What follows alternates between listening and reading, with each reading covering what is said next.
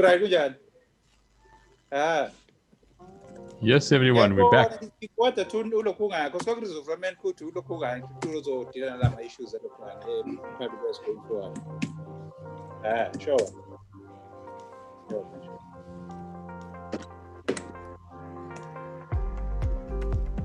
Hello, everybody.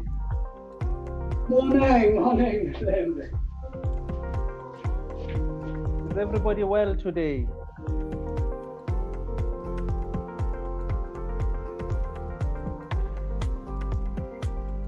Mr. Josephs, are you well? Assad, are you well? Hi, good morning, Mr. Trainee. I am sorry, man. I'm just getting something to wipe my nose. Hi, I'm back here. I'm in full swing. How are you? Oh, it was me, Mr. Joseph. Oh, was it Miss Coach Scalo? How Are you well today, brother? I am well, great. Fantastic. Is everybody well today? Mr. Msweni, I see that you're already in. Are you well? I'm wondering why Mr. Malembe Mtsweni is so quiet today. Is Mr. Malembe unmuted? Are you good? Are you ready to get going? Just hold on. It's only 10 o'clock. Yeah. Are you good? Are you all right, brother? I'm good. I'm just focusing. I don't see Mr. Malembe on no more. Do you guys see? Let's have a look. And of course, entrepreneurs, are you okay? Are you good today? You can just drop anything on the chat. If there's something that you want us to particularly focus on because it's been bothering you with the model canvas, drop it on the chat. You've got some questions, start dropping them on the chat. We are here to serve. We have 23. So that's 48. Short one. Where's the one? Morning. Good morning. Good morning, colleagues. Hey, morning, Mr. Mtsweni. How are you? I'm well, thanks. And how are you? I am well, sir. Thank you. So why did you put 15? Splash. Why did you put 15? Asad, are you able to mute the people there? I'm going to try and mute him. I can't see anything on my side that's having a conversation. I'm not sure on my side. I'm not seeing anyone that's not supposed to be unmuted. It's only us four. Yeah, I've asked him to mute. He has muted himself. So what I saw, I went on Zoom and I emailed them, and what I saw was everyone should be muted, but if you got an old Zoom account, then they're unable to unmute you automatically. Asad will be able to share screen. I can share screen, yes. Okay. You'd like to share your screen, Mr. Mtsweni? Yeah, well, I need to just. Okay, I'm going to share your screen. Yeah, no problem. More. Yeah, not now. When it's my turn. Okay, yeah. okay. You now co-host, Mr. Mtsweni. You now co-host, so you're welcome to share screen whenever you want. You can share your screen. Okay. Okay.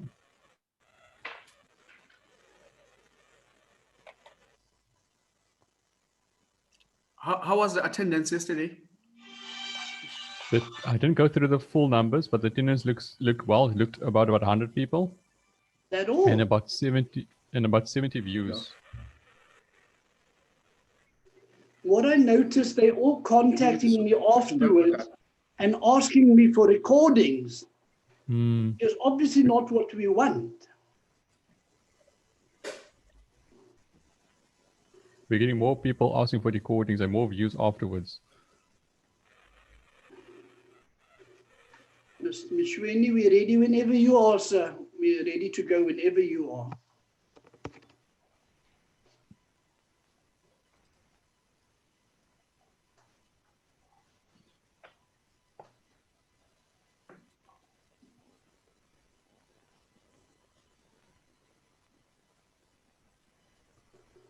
Okay, perfect. We're ready.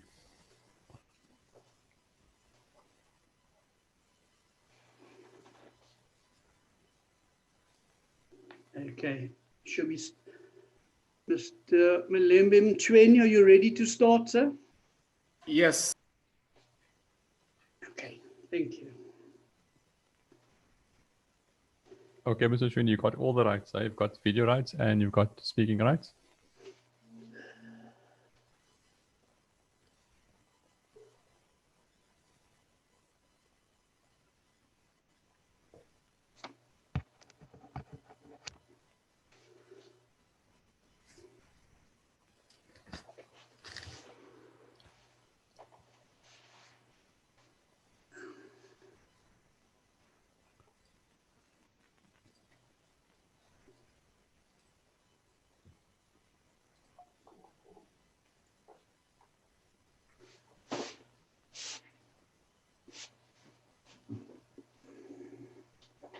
Mr. Machrini, okay, he's probably busy because I see he's got the himself on mute still.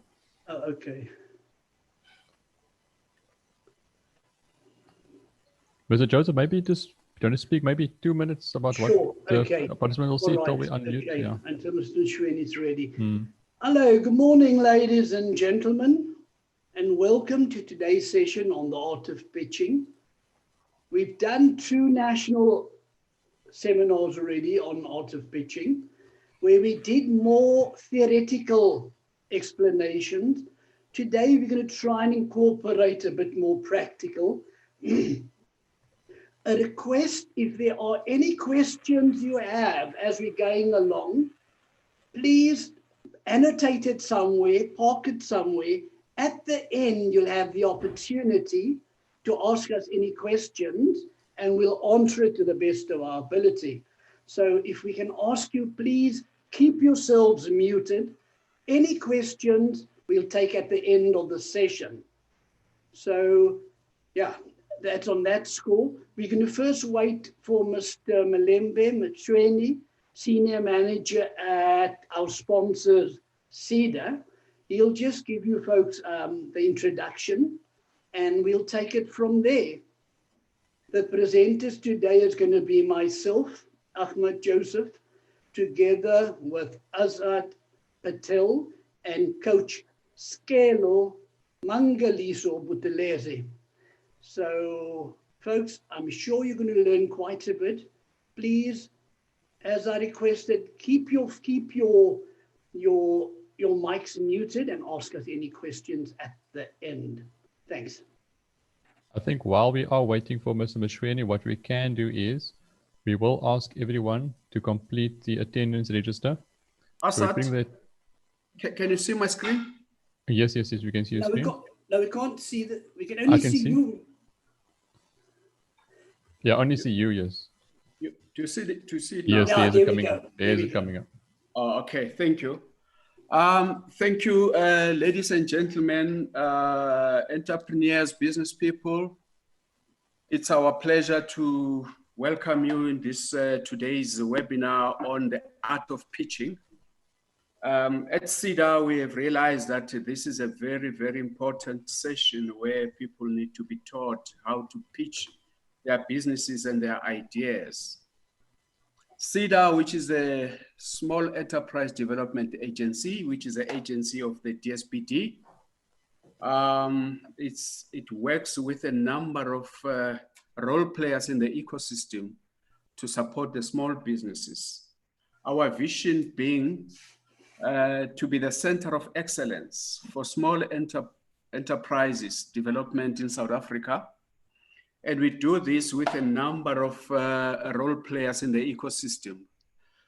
So I will just, before the art of pitching session starts, I just want to give you an overview of some of the offerings that the CEDA Technology Program is offering, one of which is the quality and standards. And the other one is the TTA, Technology Technical Assistance.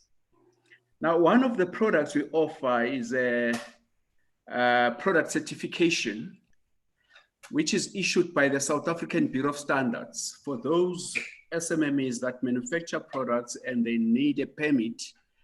We'll assist you to access the laboratories at the SABS, and we will actually assist you also financially to the tune of 60,000 Rand per entity.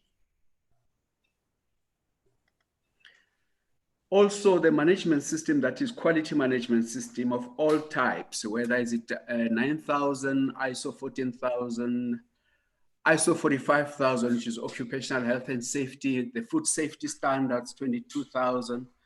The one that you see now on the screen is the ISO 3834 for the Institute of Welders. For those who are in the welding, they'll go for this certificate and we'll assist you with that as well. On management system development, we assist you, we appoint a consultant who will work with you to develop the system and document your processes that will be certifiable by a third-party certification body. I'm just giving you just a short snapshot of what we're offering.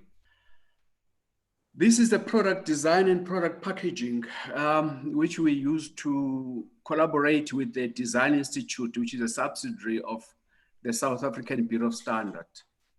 I must haste to say that that division of SABS has since been closed. So currently SEDA is looking for a new partner that can partner with us to actually make sure that you also still get that intervention, which we call product and packaging design. Then we work with the Productivity SA, who will actually assist you with all their instruments, instruments like the turnaround strategy, the lean management, lean manufacturing, and to make you profitable, and so that you operate with optimized processes, so that you can realize a very healthy bottom line. Now we've got also innovation forums. These are the forums that we hold from time to time, and they're sector specific. For instance, in the last month, we had a forum, an innovation forum for all the entrepreneurs who are trading virtually, who are trading online, for the online shops and online marketing. The topic was virtual trading, and all the enterprises that have got their online shops, and how can you optimize your website to actually sell your products and your services. So we do hold this innovation forum from time to time in different sectors, in the construction, in cosmetics and cosmeceuticals, in jewelry, and so forth and so forth. So it's something that we bring all the SMMEs who are in the same sector to discuss the new trends in a particular sector. Then we partner also with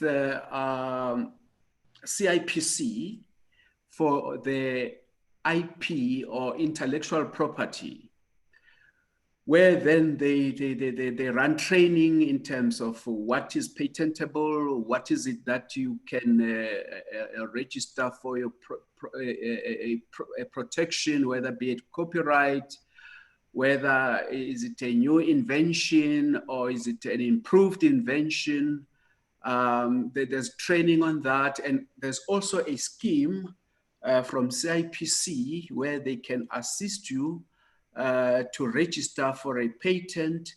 They've got a number of attorneys, patent attorneys, who can do the job pro bono, but you need to apply for such an assistant, where they come in and actually help you at no cost to you. But also as SEDA, we can also assist you if you want to register a patent or a copyright, or you want to protect your invention.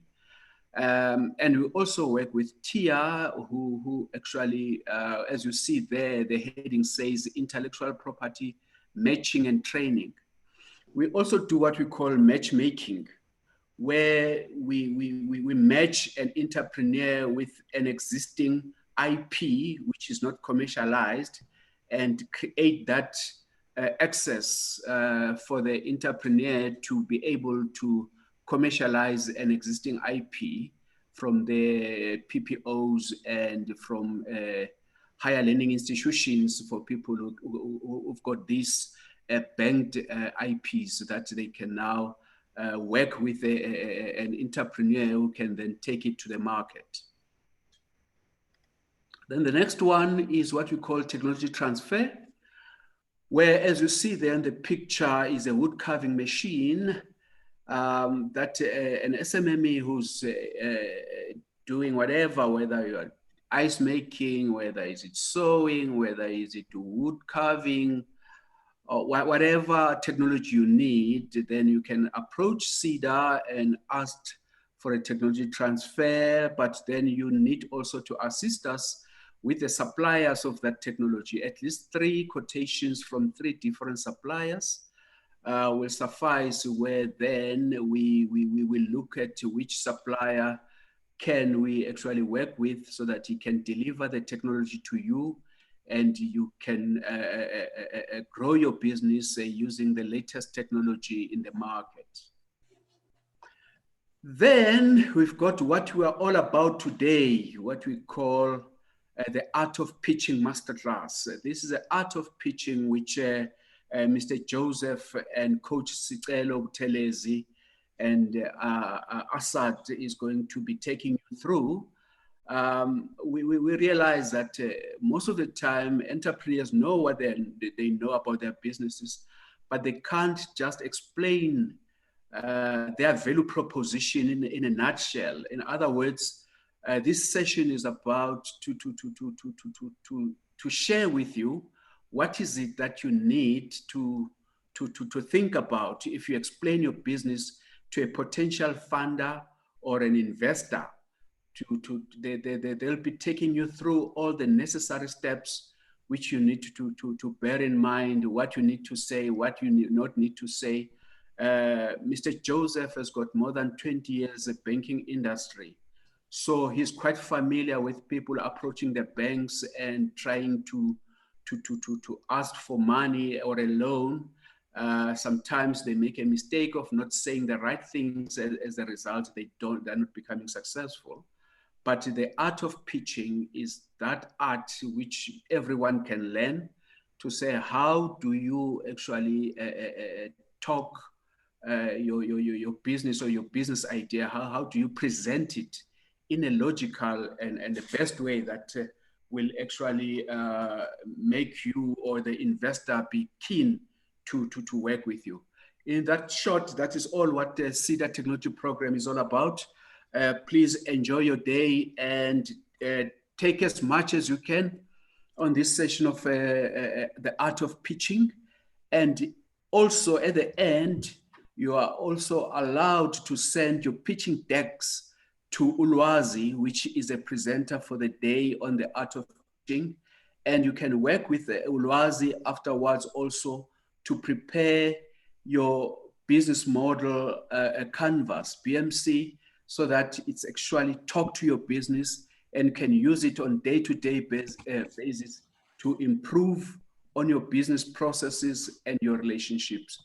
Good luck and enjoy. Thank you. Thank you very much. Thanks very much, Mr. Mchwele.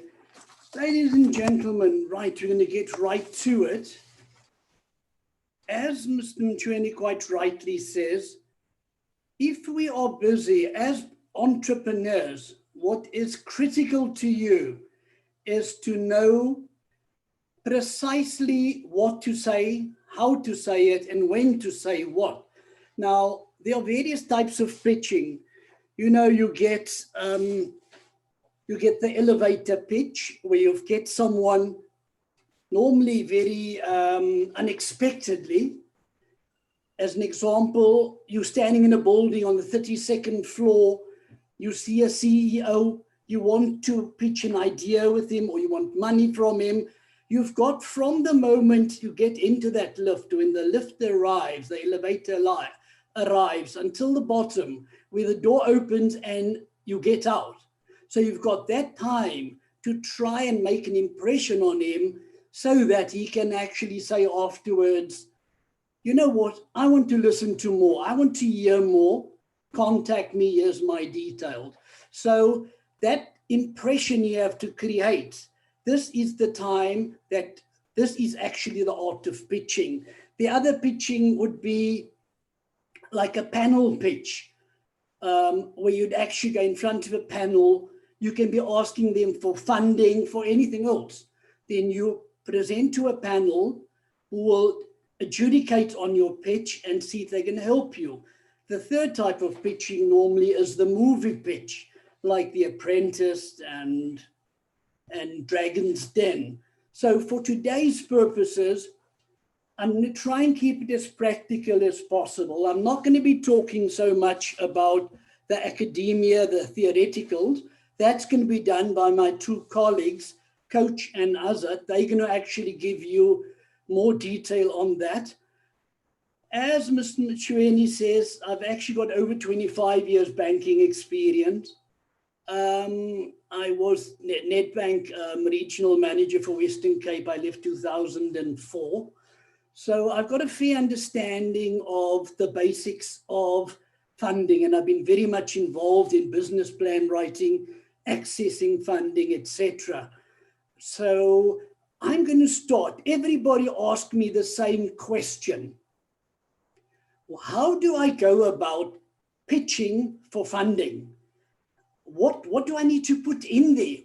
What words do I use? What information do they require?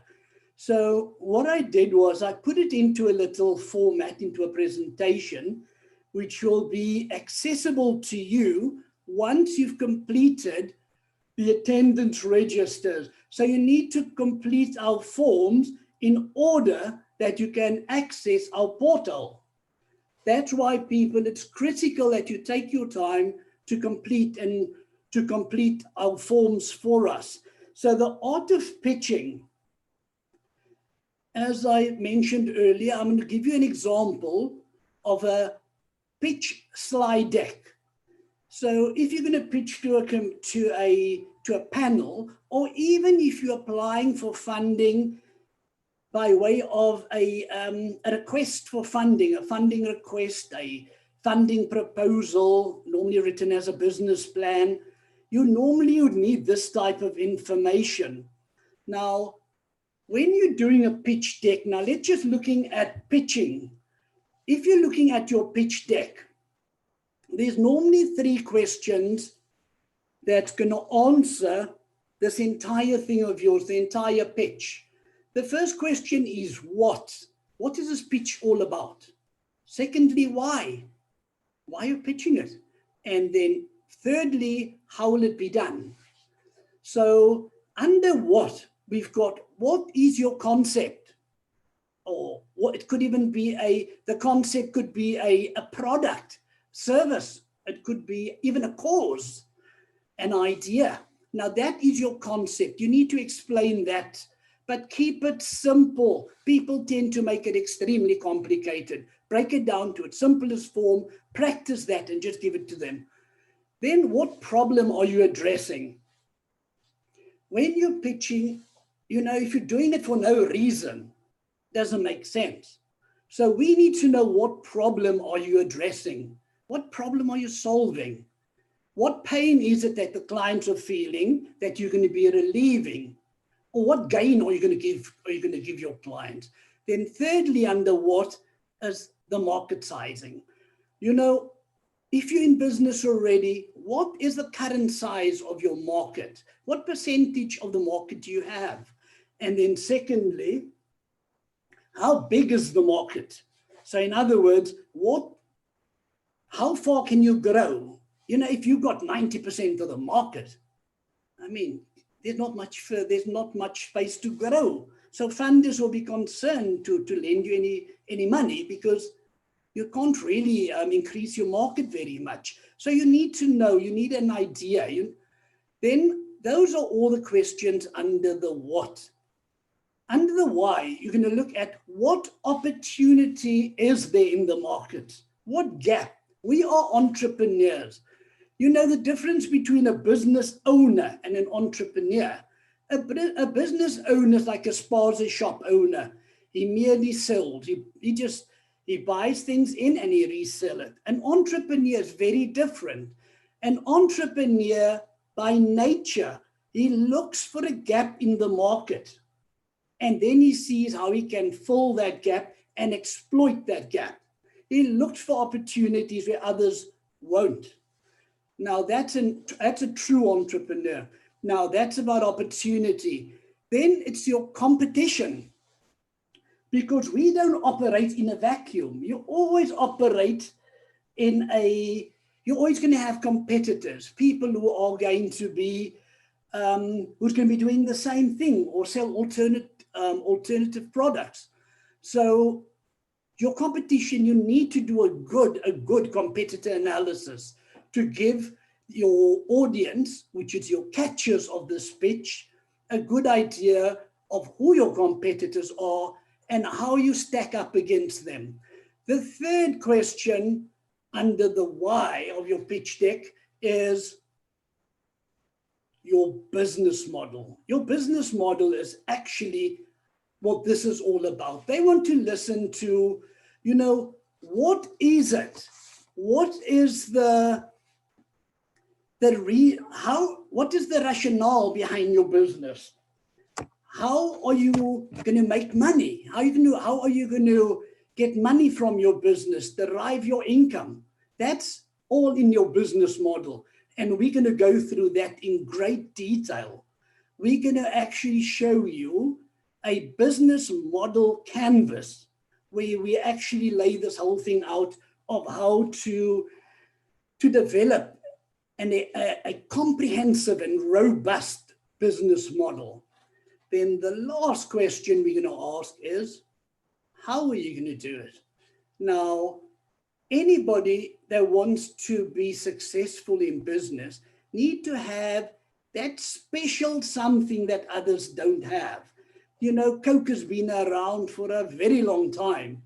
Everybody's tried to copy Coke, but there's a taste in Coke that they can't emulate, they can't seem to copy. Doesn't matter how, and it's been around for well over 100 years. Now, there's some special sauce they have. Now, what is your special sauce? What is it that you're going to be bringing into the business that others won't have? Is it innovation? Is it something different? Is it differentiation? What's your competitive advantage going to be? Is it IP? So that's your special sauce, and that's quite a big deal. Then we're looking at numbers. Someone sent me a message a couple of days ago and say, I want to sell an idea, but I don't believe, I haven't got numbers. I don't think I need numbers. People, everything is about numbers. If you cannot measure something, then you cannot manage it. You need to quantify it to be able to manage. So numbers, what are your costs going to be? What will your revenue be in the end? What's your gross profit? What's your net profit, etc.? Then the final thing under the how is, so what? It's your call to action.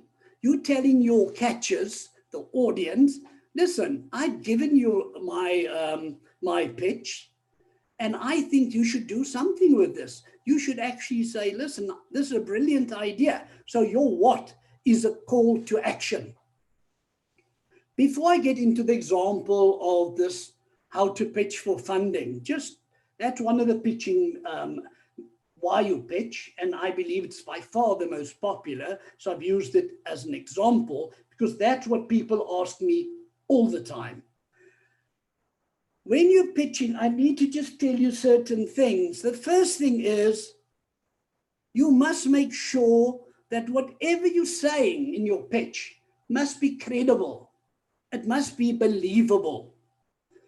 it must be clear. In other words, it must be unambiguous. You need to practice this. You must make sure, you know, business is all about preparation, thorough planning. So when you're going to pitch, that is the time that not only you plan, you need to practice and perfect. Stand in front of a mirror. Get your partner, your children, anybody, even if you have to grab homeless people outside, tie them to chairs, make them listen to you. You need to practice this.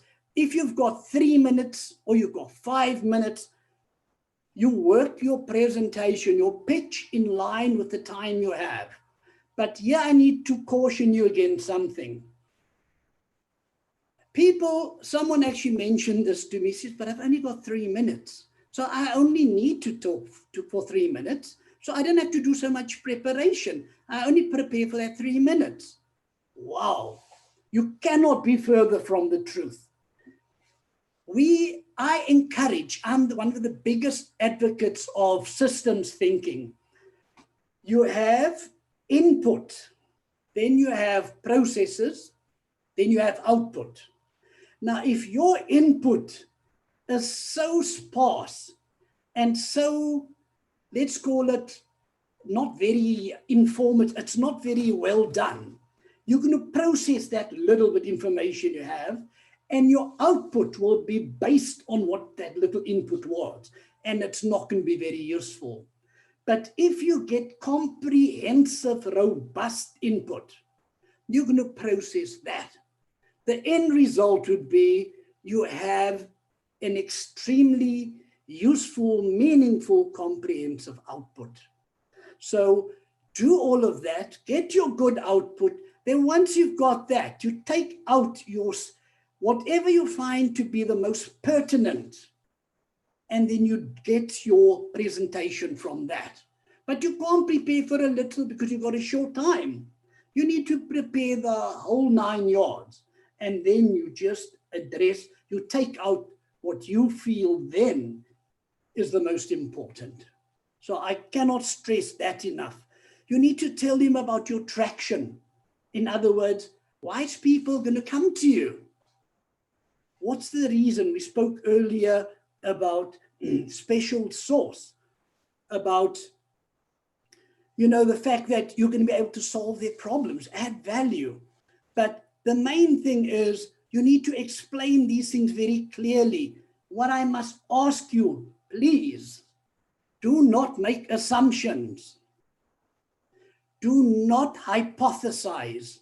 When you're doing a pitching session, when you pitch, give facts, not fiction. Don't hypothesize. Don't wing it. Don't try and, you know, if this happened, no, not if, no, if. This is the situation. It must be precise, must be accurate. Another important thing, people, don't try to be the smartest person in that room. Be humble. Know what you know, and also know what you don't know. Don't try and don't pretend. That is the worst thing you can actually do when you're pitching. After that, I'm going to get straight to it. Now, what I've done here, the first page will be the questions you need to be answering on your pitch slide deck if you're pitching. Even if you're using as a funding request, this is going to be the type of information you're going to need, or they're going to want to see from you. Firstly, it's going to be your company logo and your name, obviously. And then if you've got a logo, your logo. And on that front page, put a compelling summary of what you do. Once you've got that, you also try and put an attention-grabbing, you know, whatever you can to make sure you make a good first impression. Don't forget, this is up even before you start talking to the people. This is free advertising. Make it eye-catching, make it memorable. Do something special here on the front page. As I said, it's free. Now this is, as I say, what they require. The next one I gave you an example to work from. I just fabricated a company. It's not a real company. I was just thinking, what can I use to make up, just to use as an example. I came up with a company called Ikane. It says here, Ikane ensures that the community is constantly on the move. Their views would be, if it's meant to be, it's up to me. So they also say we were established to serve and add value to our community. In other words, it's not only about ourselves and our bottom line. Ikane is actually an auto engineering workshop situated in Khayelitsha in Cape Town, and provide high quality automotive engineering solutions to garages, bush mechanics, and DIY mechanics in the Khayelitsha, Nyanga, Langa, Gugulethu, all the townships. So that's just basically telling you, here's our logo, this is what we're saying, and this is what we do. The next thing they want to know, your problem statement. What problem will you be solving, your company? What problem are you solving? What value are you going to be adding? What pain are you going to be relieving? So give a striking overview of your problem. But even though I say overview, it must be brief. Don't go into too many words. Elaborate on how it impacts on the customers and the experiences, and frame your problem in an effective way to set the stage for the entire pitch that's going to follow. You know, you need to first grab their attention to get them to listen. If you don't grab their attention, they're not going to be listening afterwards. They're not going to be listening properly. So that you need to emphatically state your problem statement. And we've got here, the problem statement for Ikane is, previously, there was no auto engineering workshop in any of the townships of the Western Cape. So any garages needing engine repairs had to be taken to the outlying industrial areas around them. So they had to drive quite a bit to get there, to get the engines to them. Often, these mechanics had lengthy waiting periods to have their crankshafts and cylinder heads repaired. Now, you must understand, when they come there, often these guys will say, hey, just wait. We've got all these other people we're helping first, and then we'll get to you. Now, the majority of vehicles requiring these engineering repairs are taxis. Now, the problem that taxi owners face is that often they don't drive their own taxis. They have drivers. And many of these drivers are reckless and irresponsible. So when these engines break, if they have problems, they need to get these cars back onto the road as soon as possible, because every moment the car's off the road, they're losing money that they can't have. So that's the problem statement that we are addressing with this presentation. What would be ideal, utopia?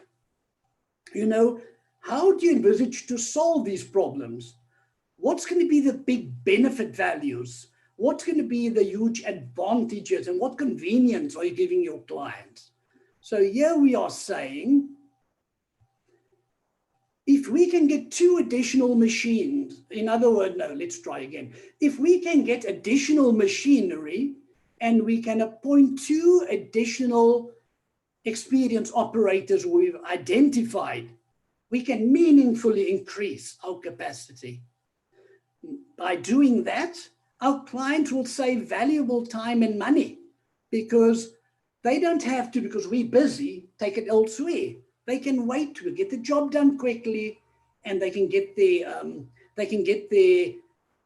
machines, their engines fixed quickly, so they can put it back into the cars. The mechanics can put it back in the cars, and they can be back on their way again. Currently, they seem to be waiting 2 days when they take it to these underlying companies, the companies in the outlying areas. And as we know, time is of the essence.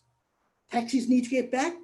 If we can get our additional capacity through additional machinery, and we can employ additional staff, we'll actually make a big difference in this regard. Now, the next question is, what demand is there for what you want to do, for your service or your product, either what you are doing or what you plan to do? What vociferous, what are people loudly asking for? What are these demands that your customers are asking for? What is indicative of these demands and requests?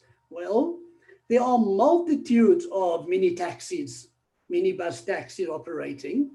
And as I said, the taxi owners don't drive it themselves, drivers do, and they do it recklessly. Taxi owners have to get it fixed immediately, get their taxis back on the road. And there's a huge niche market for this. Why?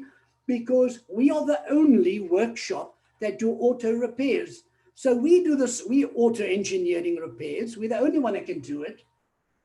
So if we can do it quickly, we get them back on the road. People, the taxi owners can't just go buy another one because it's exceptionally expensive to get a new engine. So now I need to tell them about my product or my service offerings and why is it the ultimate solution to the problem? Why am I saying they need to have my service out there? It's going to be the ultimate solution to the problem that's happening at the moment. Now, on the left, you see I got there, be enthusiastic, professional enthusiasm. In other words, as opposed to, you can be enthusiastic and jump around. No, professional enthusiasm with showing your passion. You must be convincing. You must show them how much you believe in your own product. So now we're saying our service offerings would be high quality automotive engineering solutions. We do reconditioning of cylinder heads, resleeving, line boring, service machining, pressure testing, and so forth, skimming of cylinder heads. These are the services that we offer. Now we need to, the next slide, this is a big thing in your presentation. Now you only have 3 minutes or 5 minutes, whatever they give you. So you need to carefully, in your preparation, decide. Now, you need to talk quite a lot about your business model. Why? Your business model will answer questions like what problem you are solving and for whom you're solving the problem. What value are you creating for your customer? How will your revenue be derived or generated? What are your key activities in your company? How will your product reach your customers? How will your business stay competitive? What are your distribution channels to get your product to the customer? What are your key resources in your company? Who are your key partners? What is your pricing structure in comparison to the others? What are your major cost drivers? And how will you acquire new business? So that's all encompassed in your business model. But remember, you've only got 3 minutes or 5 minutes. So the example I've done is I've used what we call a mind map. In the middle, it's a business model. And then we're going to talk to our target market. So we're saying it's the auto mechanical workshops in the surrounding townships. Secondary market, the bush mechanics, that guys are not really qualified, but people take their cars there because they're generally cheaper. And the DIY mechanics. Then we're looking at key partners. We have to partner with these garage owner and bush mechanics. We need to partner with our suppliers of our consumables, etc., even the taxi owners and so forth. Then our relationships. Now, we can't just have relationships with everyone because there's a cost to relationships. If you want a personal relationship, you spend more time. Time is money. So we need to balance, we need to show what kind of relationship we're going to have with the people. But if we have a good relationship with the garage owners, we don't have to market. The business will come to us automatically. Distribution channels, the customers, being the garages, would come and drop the engines off with us. In exceptional cases, and we have good relationships, we will go there. They give us a lot of business. We go and collect the engines and bring it. Pricing, we try to go 5 to 10% if we can below the average. Why? We're giving value to our people. We're giving benefits to our people, to our customers here. And also we're being competitive. Then our major expenses under pricing would be salaries and rental. Why salaries? Our staff is normally very specialized. The rental is always a big deal, always going to cost a lot, unless you own the building. Then what key resources do we have?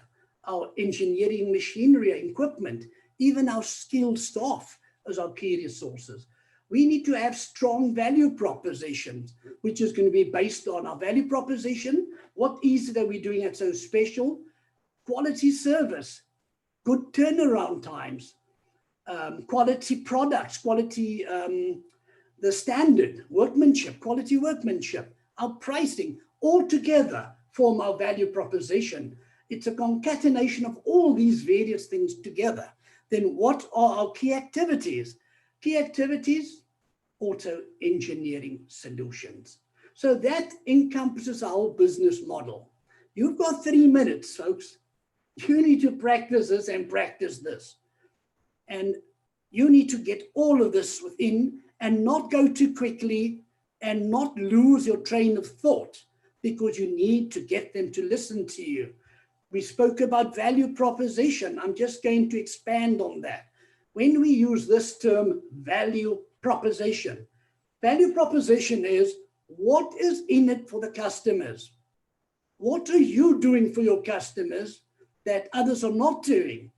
Are you solving a problem in a unique way? Do you have something others don't have, like maybe even monopoly, differentiation? And what is so compelling about what you're offering? What is your USP, your unique selling proposition to your customers? So now we're going to answer that. We're going to say our value proposition to our customers would be a combination of our superlative services. Our service is not just, hey, just put your engine down. We have a relationship. We give them good, hi, how's it, Charlie? How's it, Tabo? Come in, bring your machinery, put it there.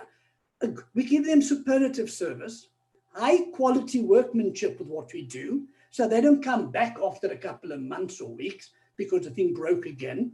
Competitive pricing in comparison to our competition. Timeous delivery. We tell them you'll have it by this evening, and they will have it by this evening at 5.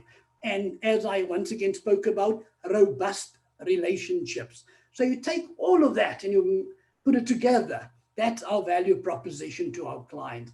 Then just a short history of your company. Don't forget, what I'm doing here is I'm collecting all the information, not the 3-minute skit, not the 5-minute skit. I'm getting all the information from which I need to, at the end, pull out only the important things. So I'm giving you something you're going to have to use to do your exercise comprehensively and thoroughly. So I'm giving you all the things that funders would be looking for. So I'm asking you here, people want to know just a bit of history about your company. What led to you starting your business in the first place? What were the frustrations you experienced? They just, as a funder, you want to know a bit more about this person or these individuals in front of you. So just to give them an insight into how they got there, what's the background. So I just put it very quickly. We started in 2017, 2 owners studied together at college. We got diploma in auto engineering. or in engineering, we saw the need for a auto engineering company in the townships of the Western Cape. That's why we're trying to fill that gap. And we also had to start with very little machinery, and so because we had very little funding. We were operating on what we call bootstrapping. Bootstrapping is where you just use your own money. As you get money in, you buy stuff. 2018 was all about bootstrapping. As we got money in, we saved it up, then we bought the next machinery we needed. We worked with makeshift tools because we had to keep on going. So we were still establishing ourselves in 2018. 2019, crime was a problem where we were. So we moved out of that premises, which wasn't costing a lot, but it wasn't in the best area.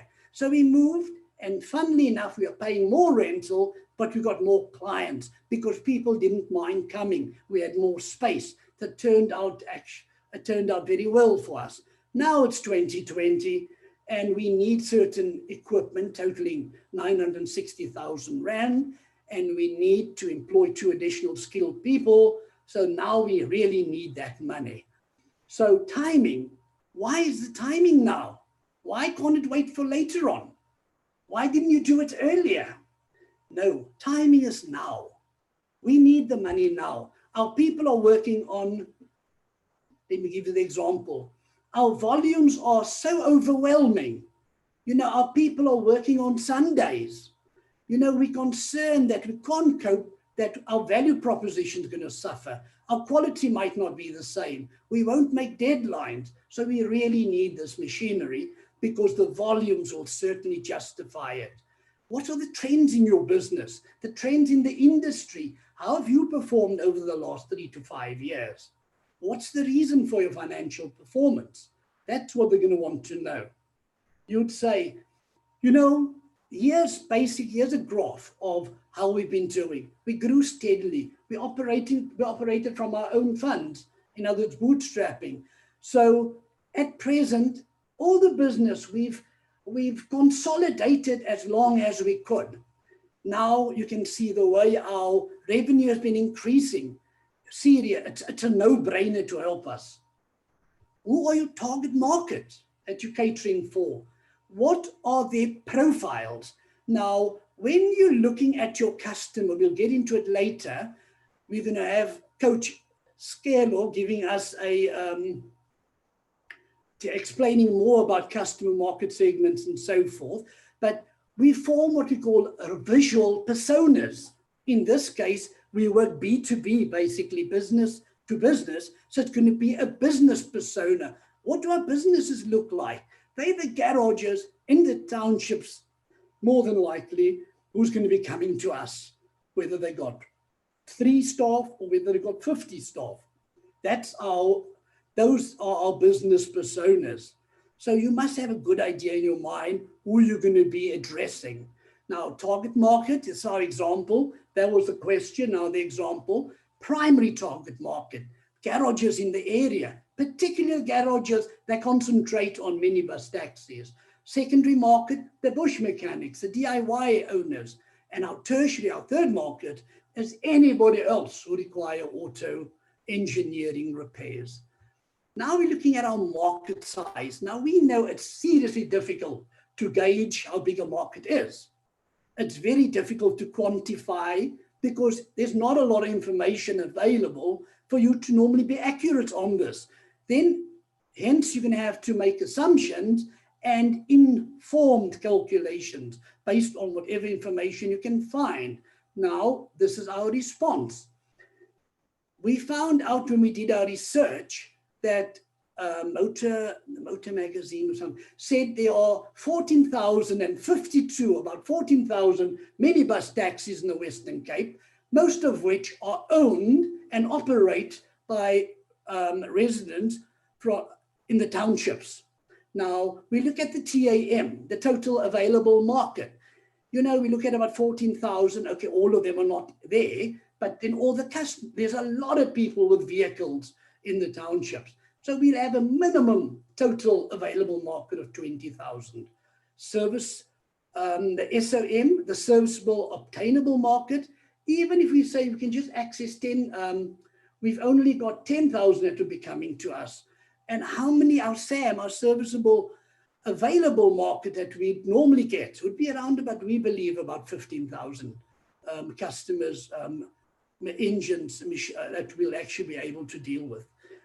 Then we're talking about our competitive landscape. How do we fit in with our competition? So here they just want you to broadly describe your competitive landscape in which you're operating. We are saying, due to high barriers to entry, you know, to afford these machinery, it's very expensive. Also, you need quite a high level of skill. And also we're the first year. In all this time, there's never been one. So we believe we're the only workshop, and we can't see another one coming in a hurry. The only other auto engineering workshops, as we said, were out on the periphery in the Strand and Wynberg and all the peripheral, Epping, the peripheral areas, which is quite far away. It's about half an hour drive on average. Now we're looking at our competitive advantages. They want to know, you know, how can you say your competitors will not take your business? So we need to illustrate our competitive advantages. What factors or attributes will enable us to outperform our competitors? So we said, I've mentioned it quite often before, our major competitive advantages are excellent relationships with the garage owners and garage workers. So they won't want to go support these other people. They'll come to us. They'll support us because we give them top quality workmanship. We take pride in what we do. Our competitive pricing, we're actually even lower than those other people. And our quick turnaround times, we won't let them down. We'll give them timeliest delivery. The next question is, you know, they want to see, we need to forecast what our increase in revenue is going to be if they give us the money. So if we're going to acquire the funding, how do we think our revenue is going to increase? Our example is, in 2018, let's say we won about 1.4 million. 2019, we were about 1.8 odd million. And that we were doing with very limited equipment and only the few of the staff that we had. With the additional equipment and the modern equipment, we'll be able to push based on our calculations with the additional customers we can accommodate, we'll be able to go to about 2.7 million per annum. And it's based on our calculations, and that's not guessing. Just quickly about our team, we need to talk about the human resources. Yeah, you try and use pictorials, you try and use pictures, because you don't have all the words on this thing here. Talk about your management team, talk about their qualifications and experiences and special skills. Say something about your staff. Okay, our team is managed by our two owners, Thabo and Thando. So they are highly qualified, they hold diplomas, they are passionate, they're competent, they got a very good high work ethic. They both have very good eyes for detail. So that's Thabo's background of detail, 7 years industry experience, Thando's background, and our staff. We've got 4 experienced staff with an aggregate total of 32 years of industry experience. They're extremely committed, loyal, dedicated. So that's why we got a very good team. That's what our organogram looks like, our org chart. There's the 2 owners, what they do. There's a supervisor, Sibongile, and then that's the workers. Our legend shows the 2, that's our 2 new people we're looking to acquire. Now, just a bit of administrative information. And then now this is a big deal here. They want to know how much funds you require and what you require the fund for. How long will it take you? Over what period will you pay it back? So that would just encapsulate the whole story on that. To onto the previous slide, we want 964,000 Rand to acquire the machinery listed below. We plan to repay it over 60 months, and we've been working on an interest rate of prime, which is 7.5 plus 3%. We're looking at getting head servicing machine at that price, blah, blah, 964,000 Rand. That's why we need that sum of money. The conclusion, we need to end off emphatically. We need to give them this compelling reason why they should say, you know what, when can we give you the money? Just come afterwards, I'll write a check out for you. Yeah, I've got your check ready before you leave. That's the conclusion we want.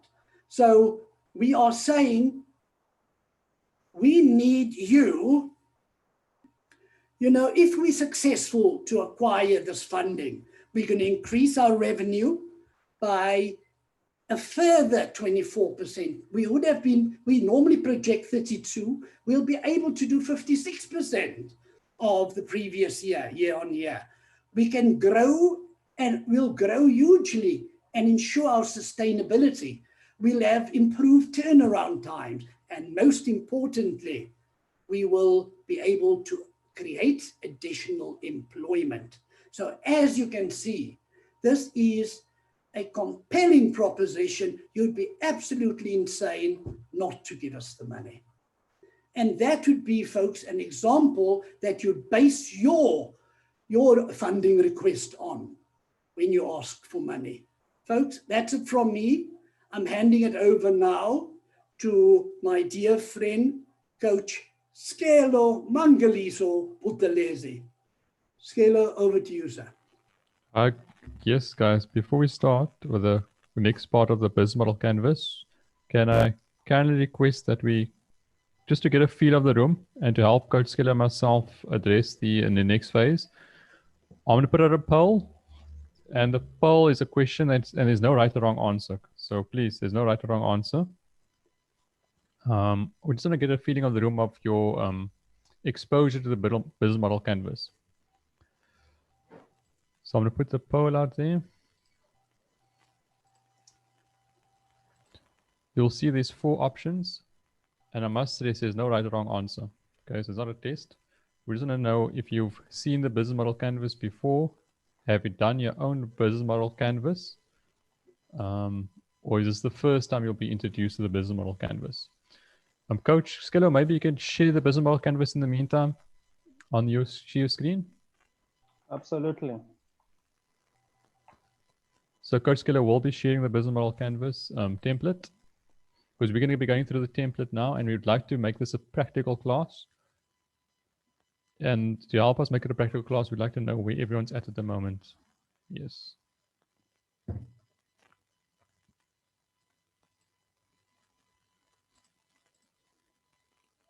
There you go.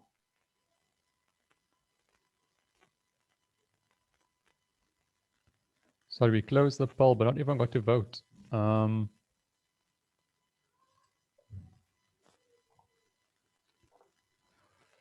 I'm going to share the results. People voted. Not everyone voted, but I'll share the results. You can see that most of the people have said that's the first time they're going to be seeing a business model canvas. Okay, I'm going to ask another question. This question relates to where you're at in your business at the moment. Is it an idea phase?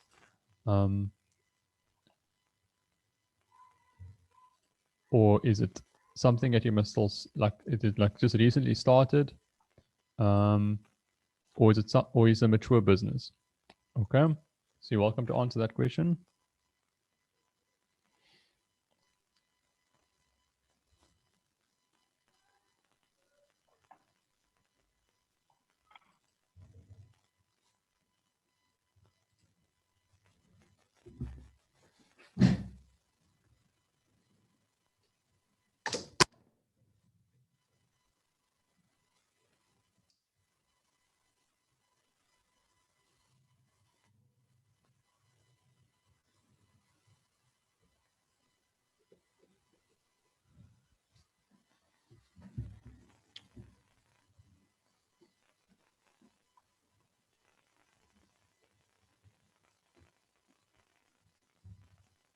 Okay, I'll be closing the poll in the next 10 seconds, but it seems like most everyone is mostly in the idea phase. We've got majority of everyone in the idea phase and in the 1 to 2 year bracket.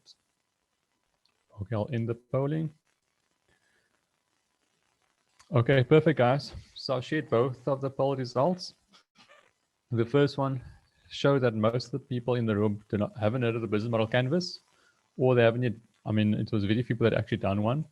And then we got the next one, which is mostly in the idea phase and in the first to 2 years. So coach, if you could maybe keep it relevant, keep the content relevant to the group. And yeah, we can start. Absolutely, absolutely. Thank you, Asad. We can move the screen now. Good morning, everybody. Such a pleasure to be joining with you today. I always like to call entrepreneurs my colleagues because I'm an entrepreneur myself. So yes, we face similar challenges in the field, and we want to talk to you about some of those challenges. But of course, this workshop is called the Art of Pitching. So we want to speak to you mainly about pitching and the art side of it, the expression side of it, you know, and how you would be carrying yourself when you are pitching, when you're out there pitching. And we know that it's always a necessary skill, whether you are pitching for funding in front of a funder or you are pitching to a client for business. Pitching is pitching. And once you get that tone right, once you get that rhythm going, and you can only get that kind of confidence by practice. So you do need to practice a lot. This is where things like the model canvas come in. It gives you nice structure that you can follow through on. It gives you a way that you can summarize your whole business. It gives you a way that you can direct your conversation. Some of you have seen the structure before. Basically, there are 9 key elements to a business model canvas, as you can see from the screen that I'm sharing. I do believe that everyone can see my screen. You won't see the bottom line with the 2 parts. Let me just maybe scroll down so you can see that for those of you who haven't seen it before. So you would have your customer segments, your value proposition, your customer relationships, channels, key resources, cost structure, revenue structure, and key partners. Those are the 9 key parts. One of the main questions that I get is, so where do I start? I mean, there's 9 parts. We always advise you to try and start with the customer segments. And I'll tell you why. In the past, you may have seen that we would build a product, make it look beautiful, and then go out there and find customers. And because there wasn't a lot of people in business, there wasn't a lot of technological advancements, we didn't have cell phones. So we would rely on that one shop. So once they've built something, we'd have to fit into what they've built. But in today's world, there's a lot of competition and technology has been so far advanced, it's very risky for you to build the product without having first marked your territory and found a customer. I know it sounds like a bit of a misnomer, but first find your customer. First be clear and articulate, even when you speak to your investor, when you are pitching, who is your customer segment? And customer segment, basically, we are just talking about who are the specific people that you are targeting to deliver value to. Who are they and who are your most important kind of customers? I run about 5 companies that I use as my mobile classrooms. One of them is a car wash. So I use a lot of examples from the car wash. We built that business strictly to take people that want to be coached, put them in an existing scenario so that we see practically how you can operate a business. So I'll be making a lot of examples using the car wash. In our car wash, we like the statement, we are a mobile waterless car wash.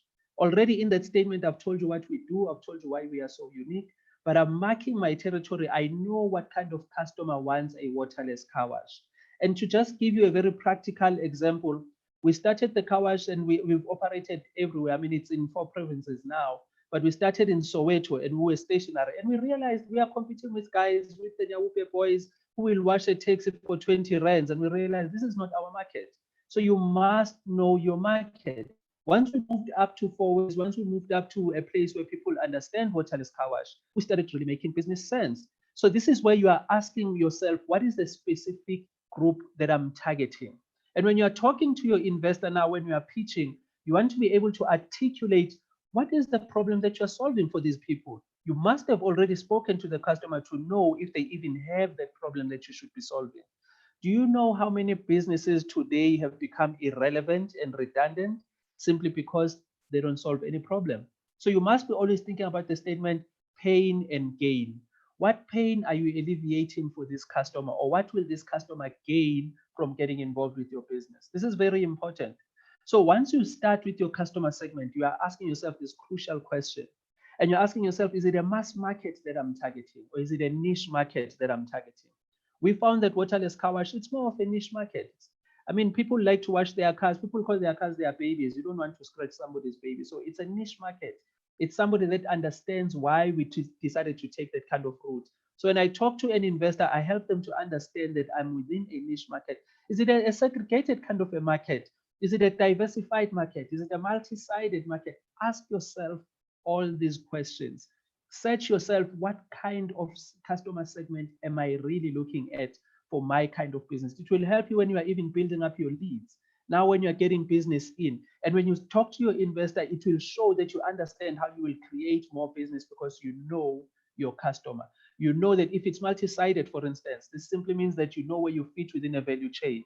You know that you can service this side of the chain.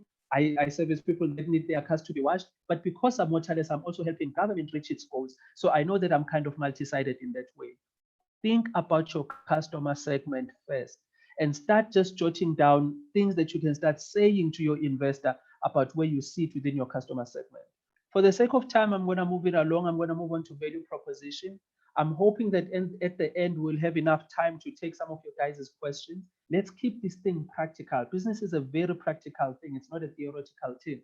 So you must be able to have some questions already that are applying to you within the field. We'll be able to assist you with those kinds of questions. I'm hoping that we can even give an example of how I would pitch, for instance, the Waterless Car Wash, just to give you some examples. But for now, with your customer segments, before I move on to value proposition, just please ask yourself, what market am I really targeting? What is the size? Because you'll have to communicate that with your investor. What is the customer persona, even if you want to go there? What is a day in a life of my customer? So that you really understand your customer, you really understand where your customer is and how they behave and what really makes them tick. All right, let's move on to value proposition. The second one is always value proposition for me. I know it will look like I'm jumping around, but there's some sense to it. And again, you're not really tied to structure. You can start wherever you want to start because you'll be doing it for your own business. We just encourage that you start with customer segments because it makes business sense. It makes business sense to first articulate and know where the customer is coming from. And then you can speak about your value proposition.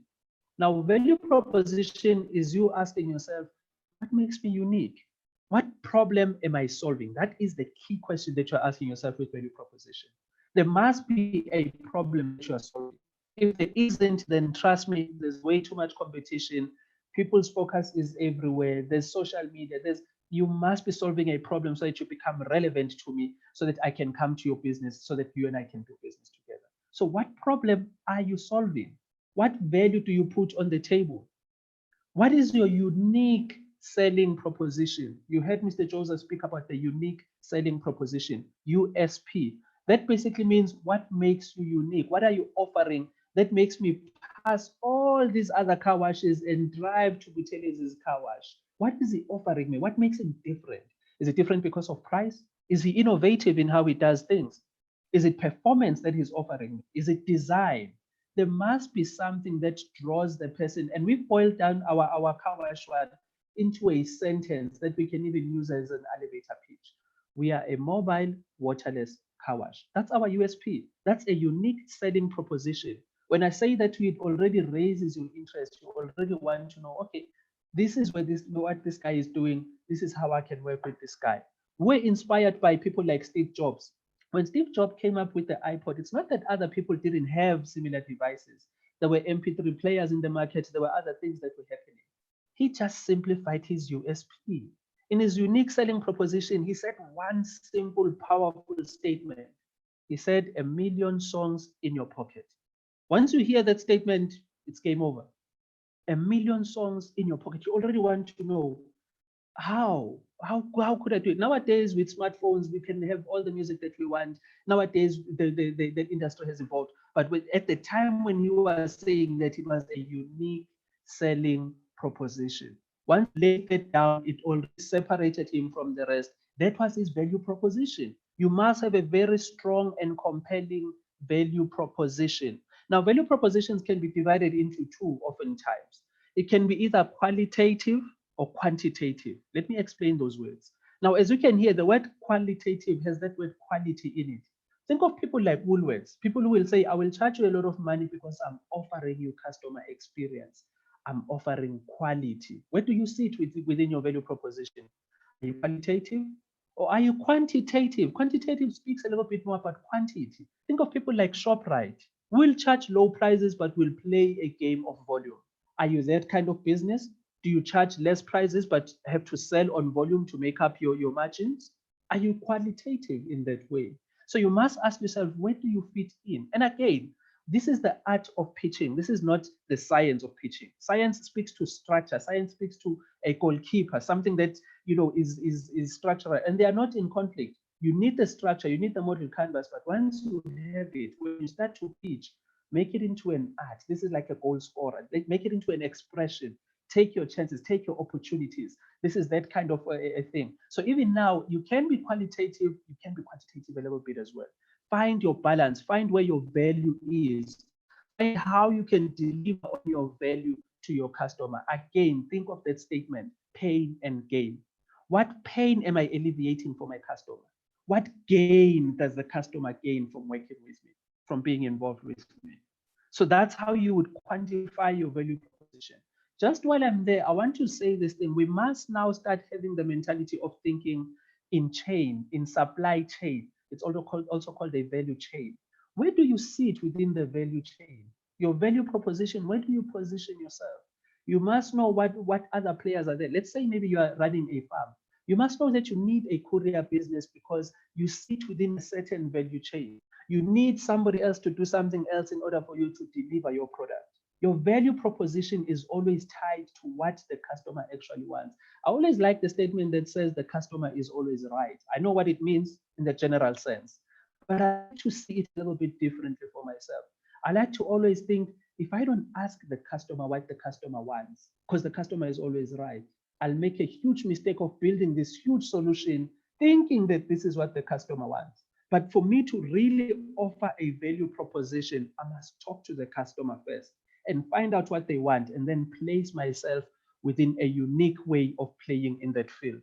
Let's move it along. I'm gonna move on to channels. I hope I'm not moving too fast. Again, if I'm moving too fast, we have our portal. Go to our portal, place your questions there. We sit in a session and we answer all your questions. This is also live on YouTube, so you can always find these videos and watch them even later on. Always refresh yourself, always keep updating your model canvas. If there's something that we haven't covered, maybe we're speaking too fast, maybe there's some jargon that we included, please ask us questions. Go on the chat box right now. Asad is there looking at your chats. Let's try to answer all of your questions. All right, let's move on to channels. The third one is channels. And as you can see it from down there, you are asking yourself, through which channels do our customers want to be reached? Do you see how we phrase that question? It's not just about me being on Facebook because I like Facebook. It's where my customer is. It's how my customer wants to be reached. So you must ask yourself and be articulate on your channels. How do my customers want to be reached? Another way that we ask that question, we say, where do they congregate? Where do you find them? Where are your customers? Are they on LinkedIn? Is it that type of business? Are they on social media even? I found that for the car wash, because at first when we started it, we built a website. No one really looks at a website first or Googles where a car wash is. When you want to wash your car, you go to the one that's nearest to you or to somebody that you already know, somebody that offers you that value. You don't necessarily look at the website first. So I started to see that, oh, my channel maybe is not so much on the website. I can use the website for other things, but I need to be accessing my customers. Oh, they are on Facebook. If I talk a lot about my business on Facebook, I can find someone who's within my area who will know to come to my car wash. I don't know if that makes sense to someone. So you must start narrowing down your channels. It could be trade shows. You could be going to trade shows. It could be networking. It depends on your customer and how they like to be talked to. It doesn't help you to just pay a lot of money. I need a radio ad because it's nice to be on radio. Are your customers even on radio? Are they listening to radio? Do you have affiliates that you can maybe market through? Do you have a mailing list, which is something that I really encourage for every business? Have a mailing list. With the car wash, we now capture all your information after we washed your car. We want to be able to send you through the mailing list whenever we have maybe specials, maybe we have something that we are promoting, maybe we have some campaign that we are running. We want to invite people that we've dealt with before. And it allows us to also get their testimonials. It allows us to get feedback from them. Then we can go and use that to sell ourselves and get more business. But you must start asking yourself, where are my customers congregating? Those are your channels. Start being very clear on your channels and don't just assume. Business can be very bad for you if you generalize and if you assume. Make sure that you attach name and number to everything. You cannot phone ABSA and ABSA answers you. You can phone Sbongiseni, who works in ABSA at HR, and he can answer. So there must be name and number to everything that you do. You must be very specific with everything that you do, even with your channels. You have to be very specific with your channels. How do I really hope to contact my customers? Now, articulate this when you are pitching, when you are talking to an investor. It helps an investor to get a clear sense of, or you even know where you're going to raise your leads and you know how you're going to convert them because you know where your customers are and you know how to reach them. These are your channels and I understand them. I understand that this is how you reach your people. So that's why it's so important to really mark down what your channels are. I want to move on to the fourth one. Let's speak about customer relationships. I'm sure you're looking at it already. It's that blue covered part on the screen. So we've covered your customer segment, your value proposition, your channels. I want to touch on your customer relationships. Using the car wash as an example again, our car wash is a mobile waterless car wash, which means that we are mobile, we come to you. We service people like your handy business school, your trucking companies, people that have large fleets and they can't afford to drive their cars out. So we come to you. Already there's a value proposition there, but it also speaks about the kind of relationships that we build. We prefer to put out invoices and we have an actual car wash that runs as a different kind of, not like other car washes do it. Not that we stand in the corner and then you can come drive to us. We come to you. So the relationship part, you must think very carefully about the relationships that you want to build with your customers. The question that you're asking yourself then is, what relationships do I want to have with my customers? Which types of relationships would I like to have with my customers? There are many types of relationships that we build with our customers. It could be maybe personal assistance. This is in a case where it's direct selling. So you need a person-to-person kind of trading. It could be self-service. Many businesses now go the route of self-service. You don't really need us to be there for you, but you can come and you can use, because of technological advancement, you can be able to do it yourself and service yourself. It can be automated services. So you can have a business that's kind of automated. It could be community platforms as well. You could be working within communities. It could be even something that is co-created with the customer. Maybe the customer comes to you and you say, look, you are in events. I want to have my wedding, but I want it to be specifically like this and like that and like that. So you have that kind of relationship where the solution is co-created with the customer. But think long and hard about your customer relationships and what you'd like to do with your customers. What kind of relationship you'd like to have with your customers. It really goes a long way to how you'll be delivering on your value proposition. By the way, guys, these 9 key parts of the business model canvas are all interlinked. They are all connected.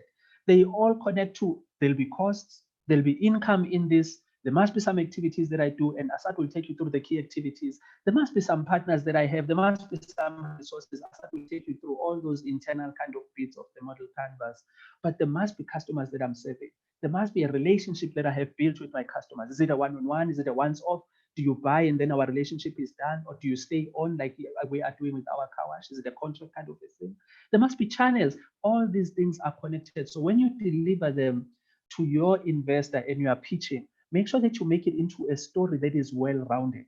A story that has, people like to hear stories that make them feel good. You must be exciting in how you deliver your pitch as well. This is the art of how you do it. You deliver it in such a way that it is compelling, that it draws attention, it draws the listener in, and they see this keeper. You don't answer them as if it's just questions and you are doing them for a test and you'll be getting marks. None of us have marks. We are adults now. Marks are left at school. You are now doing this thing as a well-rounded conversation. These are just key parts that you would be answering for the investor in their head so that they can really picture your business and really understand the mechanics of your business. I hope that helps you guys, and I hope that it takes you through a lot of what you'll be doing in preparing yourself for pitching. But one thing that I do want to echo is something that Mr. Joseph said. Something about credibility is very important.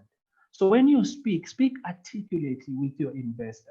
Have that credibility coming forth. Have that strong boldness and confidence. That can only come by practice. So once you've done your model canvas, we don't do it just one time and we are done. You do this over and over again. You refine it. You practice it. Talk to your family if you have to. Once now it's in my blood to always say I run a mobile waterless car wash. It's in my blood. It becomes my everyday conversation. It's easy for me to remember it. It's easy for me to sell it at any time. It's easy for me to connect with my investor because I'm touching on points that I've practiced over and over and over again. That's how you do your pitching. You do it with something that you have practiced. Something that now, if you give me 3 minutes, I should be able to fit everything into the 3 minutes because it's my everyday conversation. I now can have that credibility. You can tell from my voice that this guy is serious. He's really going to do this business. An investor will be thinking, wow, I'd like to get involved with that business. You sound so sure of what you're saying. You can only sound so confident if you keep the practice and the practice and the practice. All right, I think I'll stop there for now for the sake of time. But again, I encourage you, please put through your questions. We are ready to assist you with your model canvas. We are ready. Take advantage of what is doing to provide this kind of platform, to provide this opportunity for you. I know you could be thinking, yeah, but I've heard it all before. It's always good to have that refresher. Asad will take us through the internal parts. Over to you, Asad. Thank you, Coach Skillo. Mr. Joseph, if I can ask yourself and Coach just to look at the chats while I'm speaking. There has been a few questions coming up. A lot of it has got to do with funding. You're welcome to type it out. We'll just prepare for when the questions when you do open up the questions and answers. Asad, I'm making a note. I'm actually going to answer it at the end. Okay. So yeah, we are watching it. Thank you. Okay, perfect. All right. I'll Thanks, stop Coach. sharing my screen, Asad. No, you can keep. No, it's fine. You can keep sharing it. It's fine. All right. No trouble. I'll tell you when you can stop. Okay. Cool. So the business model canvas, as Coach spoke, is about. It's a canvas. It's a one-page document, which you are basically painting a picture of your business model and your business plan on this canvas. So this is a quick thing or a quick type of tool that you use to strategize your business and you can use it on how you're going to strategize, how you're going to build your business, and how you're going to communicate this business to a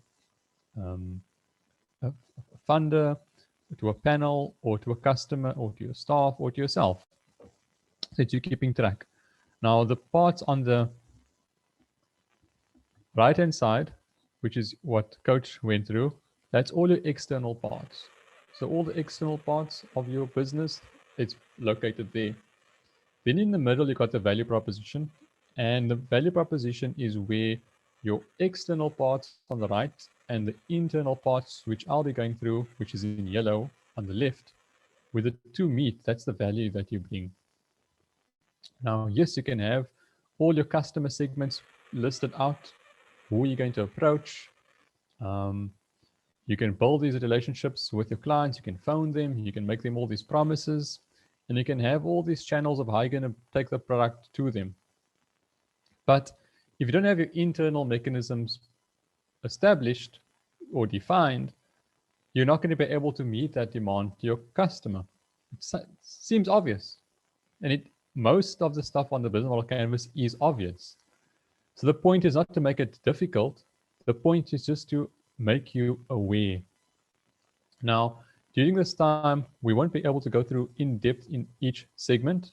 That's not the aim of this webinar. What we'd love is for everyone who's watched this webinar to go through the portal and watch all the segments that is discussed in depth. And this webinar, get a sense of what the business model canvas is about and what it offers you and how you can start this process. And by starting this process, it's not about only watching the videos. It's actually printing out the business model canvas and actually sitting down and writing it, the ideas you have in your head, and writing it down.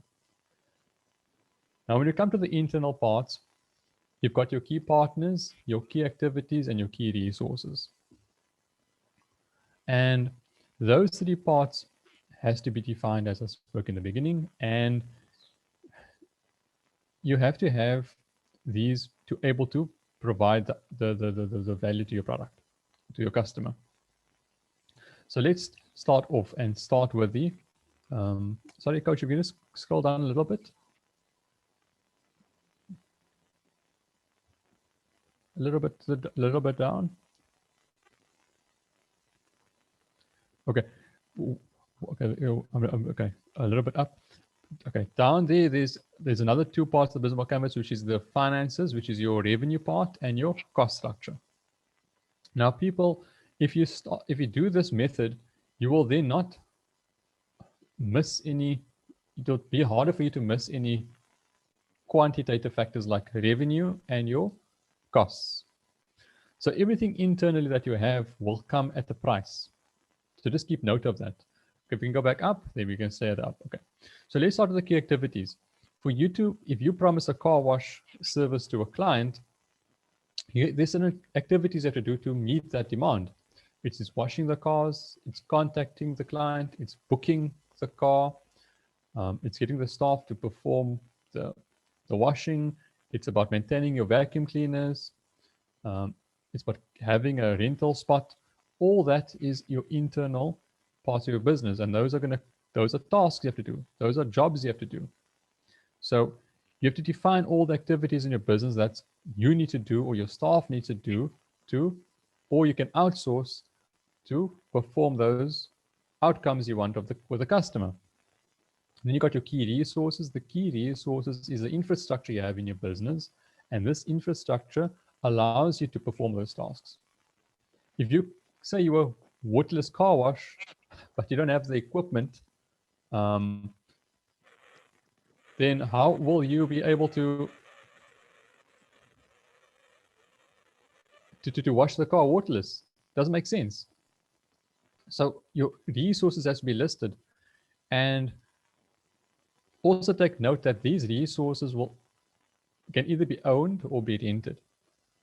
So if they are owned, they'll sit in your balance sheet, which comes back to the cost structure. If they are rented, it goes to your income statement, and you'll pay a rental cost for it. Now, what's important is the value proposition you claim you are providing your client. The key resources ideally should be controlled by you. If your resources that you have in your business are not controlled by you and it's outsourced or it's rented, then your value proposition you're offering the client is not going to be controlled and solely controlled by yourself. You'll have other factors and external factors which can influence that value. Now, one example I can give is in the car wash, if you don't own the waterless machine and you're actually renting it. Now, if you're offering the client a 12-hour turnaround time between booking a car wash and then washing the car, if you don't own that machine and you now have to book the machine and the machine is not available because it's a high-tech machine that's high in demand, how are you going to offer that service to the client if the machine's not available?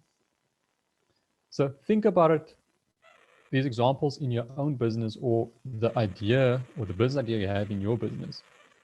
If you want to offer a quick turnaround time and you offer all these value to your client and you don't actually have any resources, just look at the limitations you have and the risks you will have in actually obtaining and giving that value to the client.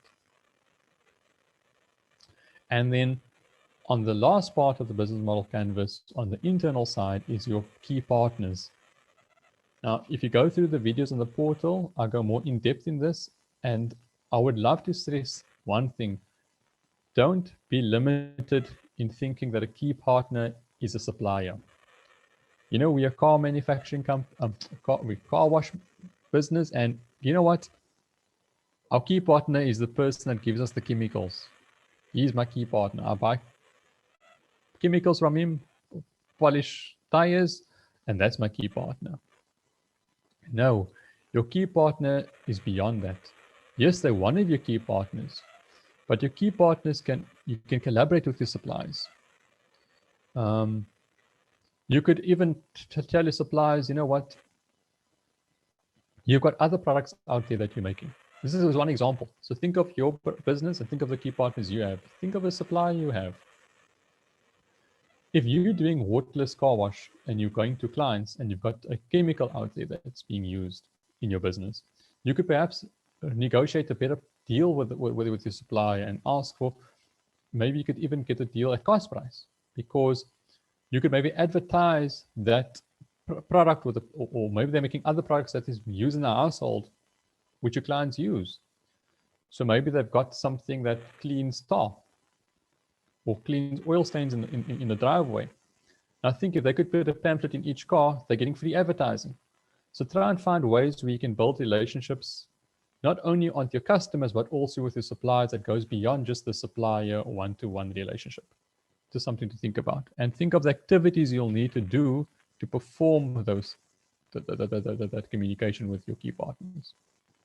And then lastly, if you go just a little bit down, we'll go to the finances. Now the finances, look, I won't do justice to do the finances in 5 to 10 minutes. But the finances shouldn't be, you shouldn't think as a business owner, if I can motivate everyone who is in business or who's an entrepreneurs who have got ideas in their mind. Don't think of yourself like, because I didn't study accounting or because I didn't study a business course, I'm not going to be able to be good at understanding my financials. In most cases, as a business owner, I say revenue streams and cost structures is logical. Yes, balancing your books and deciding if something is an asset or a liability or equity instrument and where to put it in the balance sheet, yes, that can be technical. And yes, you will have to go through some training with that. But the basics of costing the top on revenue and understanding your revenue stream and the value you're going to get from the value stream, that's in most cases is common sense. So I'd just like to motivate you, if you start the business model canvas journey, don't feel afraid of not putting numbers to those values. So you're taking the qualitative factors, you've written all that down in words, assign values to those words, and most of it is common sense. You'll know that if you got a revenue stream of a fleet of cars or company who has a fleet of maybe 20 cars, and you want to approach him and they're going to pay you every month a retainer and they're going to pay you 100 Rand for every car wash, you can really do the sums. So there you've got it. You've got your sums, 20 cars once a month, charging 100 Rand. You've got the total for that month. It's not rocket science. Then you have to ask yourself, are these revenue streams and customer segments I've chosen? Yes, I'm going to go to, maybe I can choose Uber drivers. And I can find out the amount of Uber drivers I can capture, and then the capacity I have in my business to actually service that industry. So there you got your revenue streams, and the capacity you have is important, because you can't have a revenue stream and service the whole market for your car wash. So you can't say, I'm going to service the companies with large fleets, I'm going to service all the Uber drivers, I'm going to service all the people that come in me walk-ins from the public, and I'm also going to go out to companies out there and to manage the maybe people who's working in the premises in the company, and I'm also going to do the car washes if you've only got one machine. So look at the capacity, look at your infrastructure, and make it realistic to your output of what you can provide. That will give you your most important figure, which is the blood of your company, your turnover. Without turnover, you don't have a business. It's just an idea. So to start, test the idea and get revenue. If you don't have the resources in the beginning, rent the resources. Test the market. That's the first way of getting started. See that most of the people in this room is still in the idea phase. Then look at the cost structure. What's it going to cost you to obtain that revenue? If you look at your key resources, if you're renting it, it's going to cost you rental. Write down all those rental, what you need to rent, the machine, the premises. Then look at the staff, the key activities. Key activities don't come free. They have a cost attached to it. So your key activities would be driving out to the clients, paying your staff. If you have to wipe the vehicle, the cloths, all that materials is going to cost money. Then look at the last part of your key partners. Now your key partners will also come at a price. To build these relationships do not come free. So attain and put prices to that. And by matching the two of your revenue and your prices, that will be your net profit. And we'll show you more examples if you go in depth in the portal of how much is retained in your business to go into your balance sheet. Now, when pitching on this part of the business, it's good to show and be realistic. So if you're still in the idea phase or you just 1 or 2 years, the funder and the panelists already know most likely that your business is very young. If it's 1 or 2 years, you might not have all the resources owned in your business. So be realistic and show that this is the way I'm getting my value to my client, and this is the cost it's costing me to get that value out there. Don't say no because I've got an uncle that's given me a machine and I'm using a machine, I'm not paying anything for that machine. There's a cost attached to it, yes. One day when that machine breaks, or one day when your uncle asks you to pay for the rental, you have to factor all those costs in. Yourself also, if you are the only one in the business, you're not always going to be the only one in the business washing the car. So you have to be realistic on your forecast. If you want to grow this business, there's only so many cars you can wash yourself. So you have to factor in all those costs. I'm not sure if we would like to, on my side, I'm done with the business model canvas. I'll maybe just put out another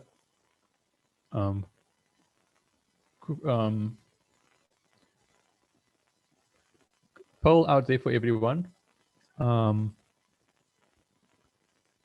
this poll will allow us to, on ourselves, where we're going, and it'll allow you to influence where we go next with this webinar. So the question is, where should we focus on? So we've gone to the business model canvas in brief. There is more videos out there. We've got about half an hour left, and we're also going to allow longer time for questions if there is. And yeah, if you can answer the questions, what should we focus on? Then Coach Skeller, myself, and Mr. Joseph can then focus on that area. Please, guys, we like the votes. This is important.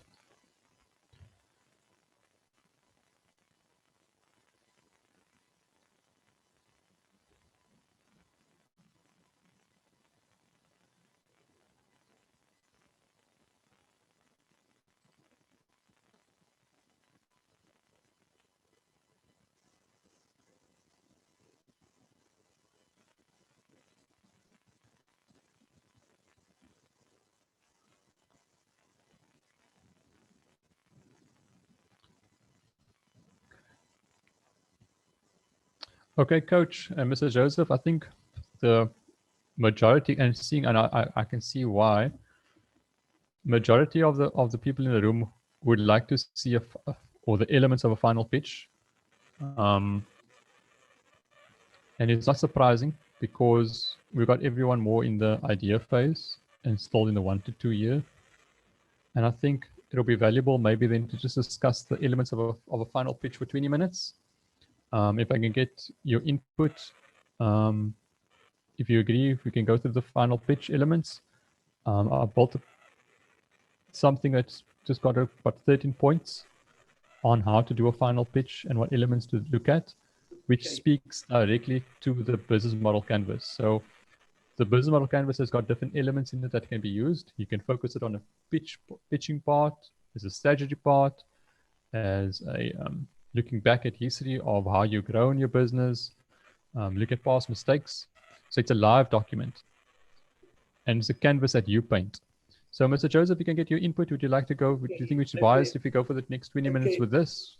Okay, before we start with that, I'm looking at questions that was typed in the chat before that. And I see that Classy Gopa actually asked a question about, she says she's got an idea. It's not an existing business yet, but an idea. And she wants to know, how do I go about pitching that? Then I see afterwards, she says, I'm actually looking at purchasing a franchise. Now, on the first question of idea, we need to understand whether it's an idea or whether it's an actual existing business. if it's an idea, we need to do a very thorough feasibility study and viability study. Now, the feasibility study would talk to, is it going to make sense to do that? The viability study will talk about the economic, if it's economically going to make sense. In other words, we're going to make a huge profit at the end. Our cost will be manageable. We're not going to end up spending more money than we're making in revenue. So those kind of research must be done and must be done thoroughly. In yesterday's seminar, I mentioned, you know, most of the questions that people were asking would be addressed if people do thorough feasibility and viability studies. Now, people get into business first, and then they realize, oh, this is actually not working, or this is a problem.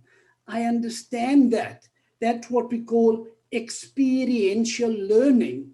They only realize that while they're busy operating.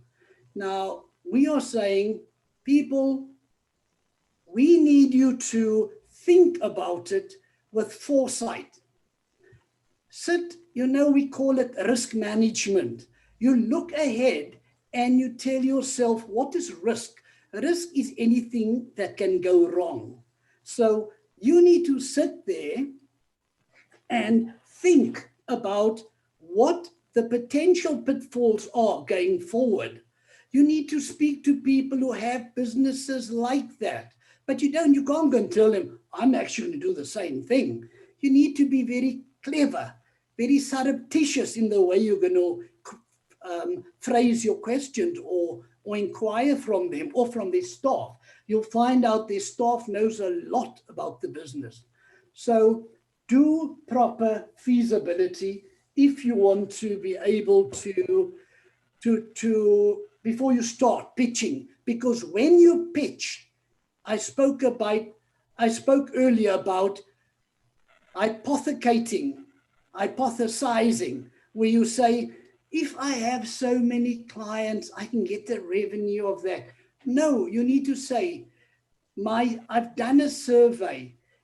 I've actually, based on all my statistics, I can get this. You need to actually draw up, or you can get it somewhere, a survey questionnaire. Go out, speak to a vast range of people who you think will actually be your client personas. Go and ask them. Don't only ask young, ask old. Get a cross section. And then people who can afford, people who can't afford. People who are workers, people who are bosses. Just make sure you do a survey, proper feasibility, proper viability. Then work out your numbers before you start. Secondly, the question she asked is, if I want to buy a franchise, would my pitch be the same way?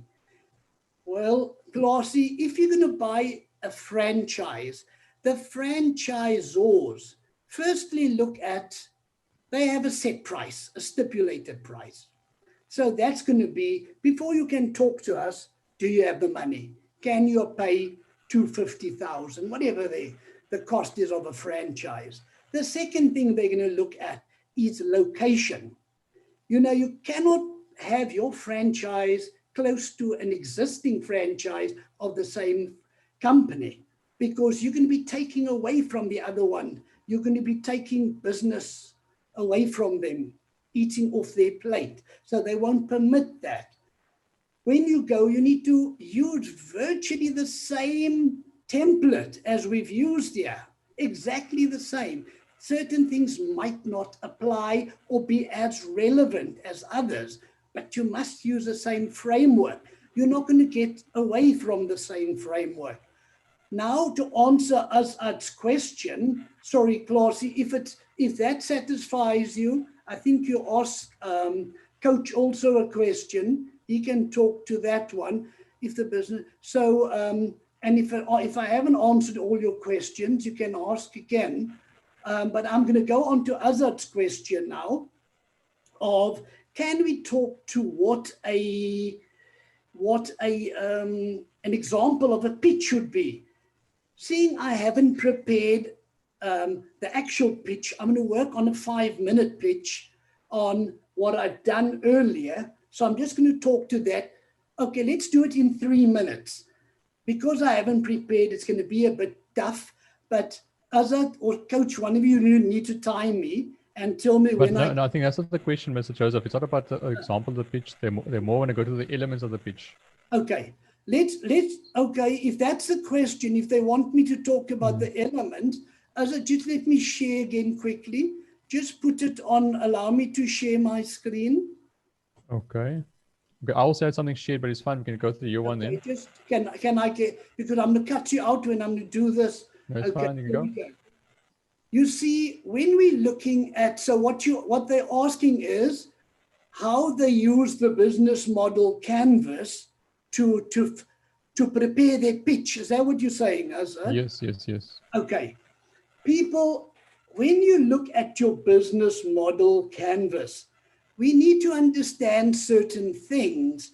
The first thing is it's a visual strategic tool. So it's a strategic tool that's going to be visible to, that you're looking at, a strategic tool that's visible.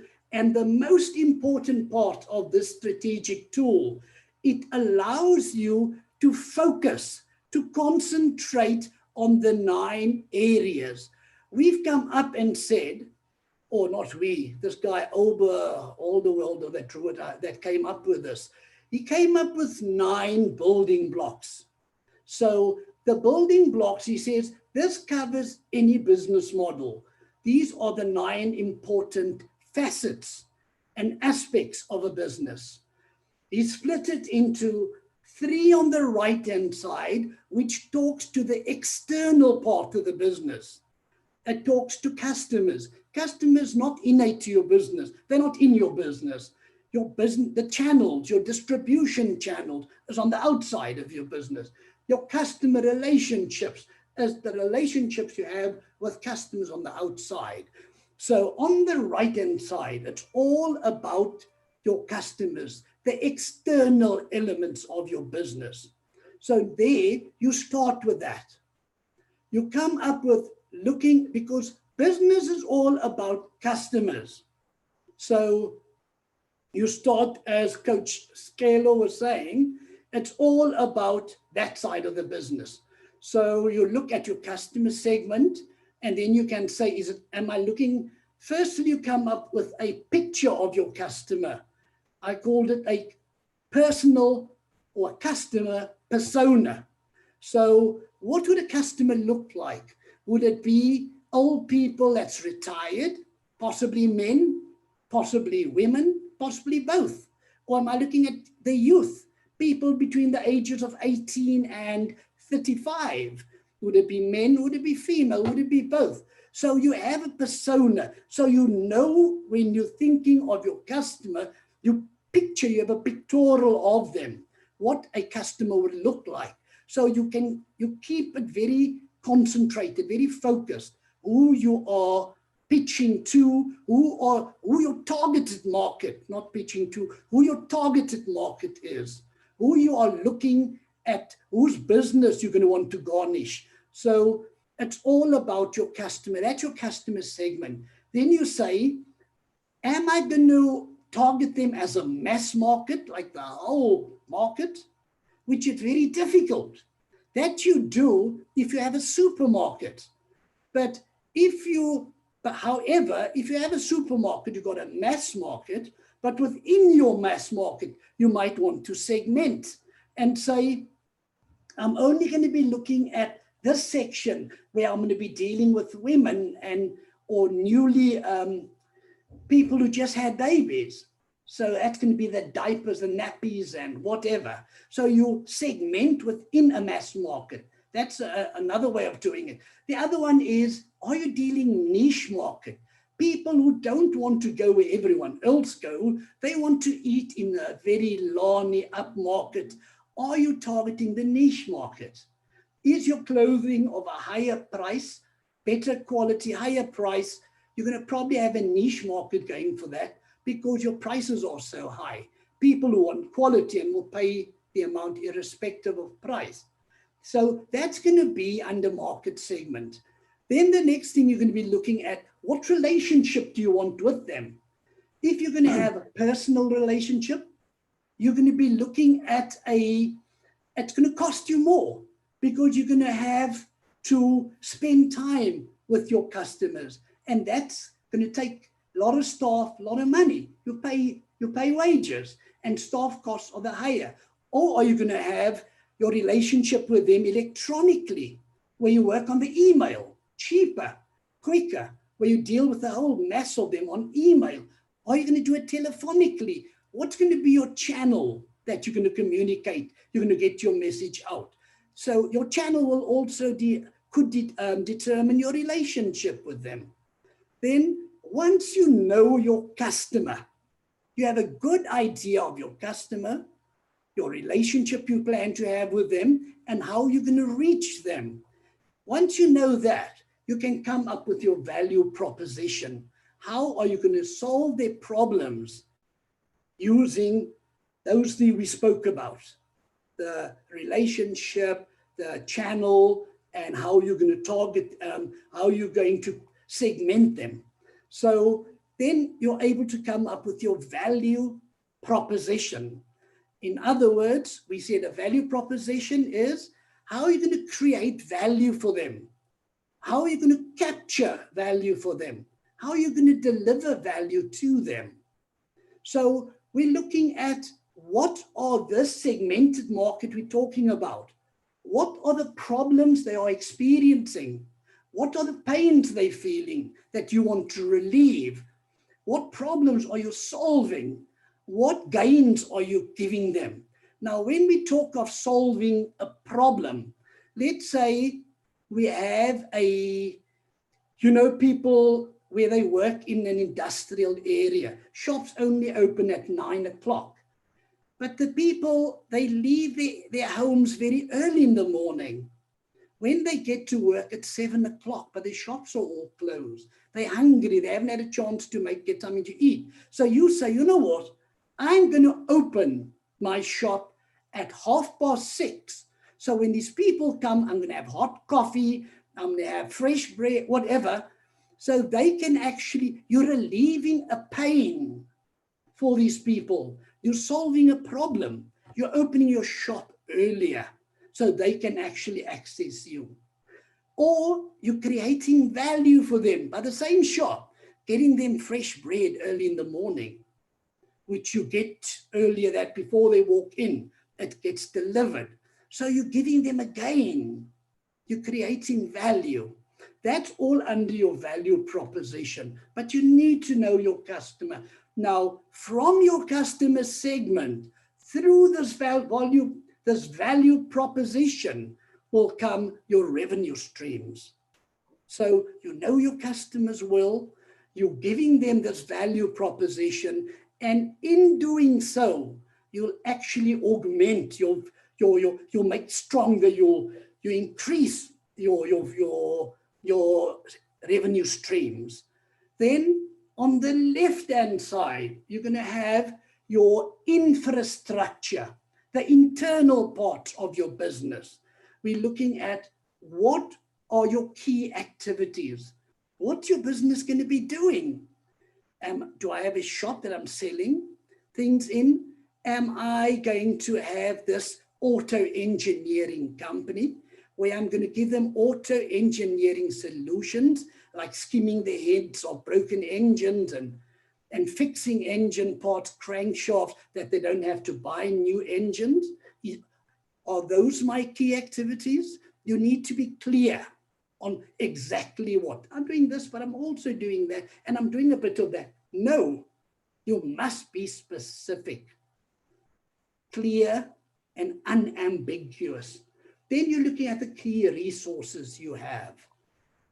Is it big capital assets, big machinery? Or it your tools? Are your key resources specialized knowledge?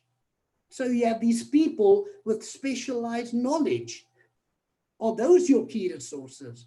Then you're looking at your key partners. Who do you need to have a close relationship with? A close partner, working closely with partners. For argument's sake, we make cake, which we sell through our shop front. We've got a little bakery, but I also sell my cake through other bakeries in the area. So I need to have a good relationship with those bakeries because they sell my product as well. So you need to have key partners, people who supply you with your raw material. You must make sure that they are going to deliver on time because of your key partnership. You might find at times you run a bit short of money to pay these creditors, these suppliers. So if you have a good relationship, they will allow you to buy on credit, on terms. Those are your key partnerships. So your external, your clients, and your internal, your infrastructure, across that, you'll be able to set up the best value proposition. You need to have both solidly in place for you to build that value proposition. Then we're looking at our cost, our financial aspects. Now, I find that in the last, 16 years I've been doing this, most business owners, especially the newer ones, they have very limited understanding of the financial elements of a business. Now, people, if you don't know, you need to go learn and find out. You cannot, when I speak to people, I say, and they established businesses, I go to the business owner and say, now, what's your gross margin, your gross profit margin? Oh, let me phone my accountant. My point is, it's not your accountant's business, it's yours. You need to understand how that works. What is your revenue? Then what are the cost of your sales? When you deduct the cost of sales, you get your gross profit. You take a gross profit figure, you divide it by your revenue, and that percentage is your gross profit margin. Now, a lot of people fabricate, they make up stories, and they give that to the funders. The funders know they're lying because there are industry averages that normal businesses in that industry would operate at. So if you say you're working, you're buying, your cost of sales is 20, so let's say 2,000 Rand, and you're making 10,000 Rand, so it's 20%. They'll say, no, the industry average is 60. You are taking a chance. You clearly have no idea. So you're coming up with your idea, but you can see your idea is based on wrong premises, incorrect information. So you cannot just pull the wool over people's eyes. Your cost structure, you'll be looking at for each of those 7 things, what's it going to cost to deliver that value proposition? What's the cost of the channel, the distribution channel? What's the cost of my key resources? What's the cost of my activities? So you look at your cost and you look at the 3 biggest costs to your business. Now, you need to know these things. I remember when I was still in the corporate world, the bank's biggest cost, the biggest expense they had in a bank was staff. They spend 56% of their expenses, the operating expenses, was on staff cost. That is why you find banks are now doing away with staff, and they want away with bricks and mortar, with buildings. They're cutting down because they want to bring that 56% right down, because they realize that they're paying far too much on staff cost. So you need to understand your business. We look at revenue streams. You could find you've got 2 products, 2 very similar products, but the one's making a good profit, the other one is just breaking even. You might want to cut, to stop, to cease that product. and just go with the other product that's profitable. But you might find the one, even though it's not making a profit, people are coming there mostly to buy that one, then they buy the other one. So you can't just cull that product. So you need to use everything to be able to understand how your business is going to operate. So you can see I've analyzed the entire business using my business model canvas, but I need a good understanding of it. And then I need to integrate the various elements of the building blocks. I need to integrate it so as to get a holistic picture. But using this business model canvas, I can pitch effectively and efficiently to get a bite from my catchers, that they can understand that, listen, this makes sense. It is feasible if it's an idea, Classy. It's feasible. In other words, it's realistic. It can work.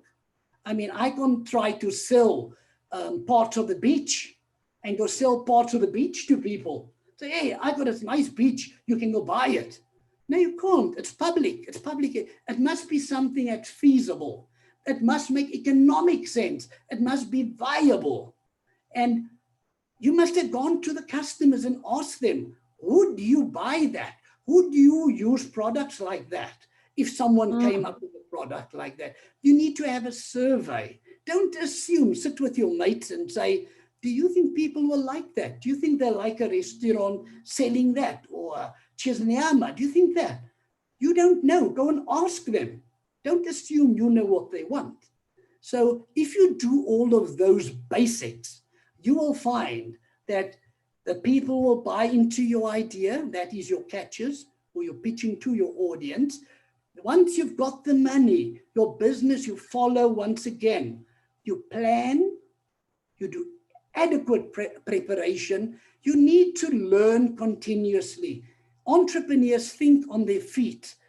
Our coach always says, we look at solutions. We don't see problems. Everything that we look at solutions. We're not these negative people. We are risk takers. We are daring, but we take calculated risk. We understand sometimes we have to go out on a limb. We're brave, we're bold, we're confident. If you lack those characteristics, it's very difficult to be a good entrepreneur. Azad, does that answer it? Asad? Any other questions, folks? Yeah, there's no other questions, but I just thought maybe I've asked everyone to raise their hands. I'm not sure if people are shy or you're welcome to raise your hand. I'll unmute you. I'll give you a chance to ask a question and we can go more in depth, because we just gave it the overall. This is just the surface. There's stuff we'd like to make it more specific to your business. That's the aim of this webinar. Make it more specific, getting it so you could, okay, we got a hand from Linky. Linky's raised a hand. Okay, Linky. So Linky, I'm going to give you a chance to speak. Yes, okay, Linky. Hello everyone. Hi, Thank you for the nice presentation. I just have a question here. I'm in the industry of occupational health and safety. I'm a consultant, and I'm also doing the servicing and maintenance of fire extinguishers. So I just want to find out, whilst we have been busy with the presentation, I wrote down about 5 target market. So I just wanted to find out from you, is it possible for a business to have about 5 or 3 target market? If I can maybe give you an example of my target market that I have listed. I've got a taxi industry, and then I've got a private company fleet, and then I've got logistic companies, and then I've got construction sites, and then I've got plant and equipment rental companies. Okay. So I just wanted to find out if it's possible that a business can have a multi-target market with the kind of business that they are doing. Yes. Can I ask one question? Can I ask one? The way, okay, sometimes we see customer segments, sometimes not the correct way. Maybe customer type is not lowest customer segment.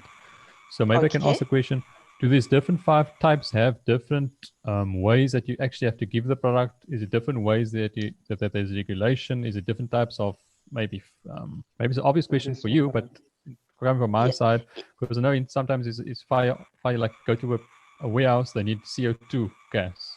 If you go to taxi, they might just need just a canister. So is it different ways, or is it similar?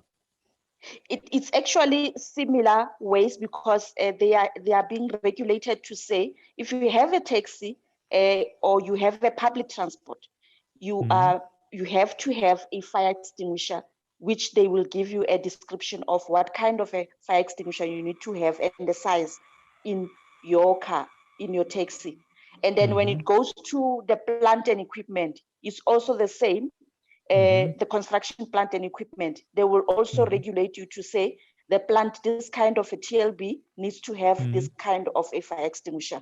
Yes. So in all of them, even the buildings, like your shops, normal shops, it doesn't matter if it's a small salon, beauty salon, or a small spaza shop, you need to have a fire extinguisher in there. So that is why I actually forgot to put buildings, public buildings, like your shops.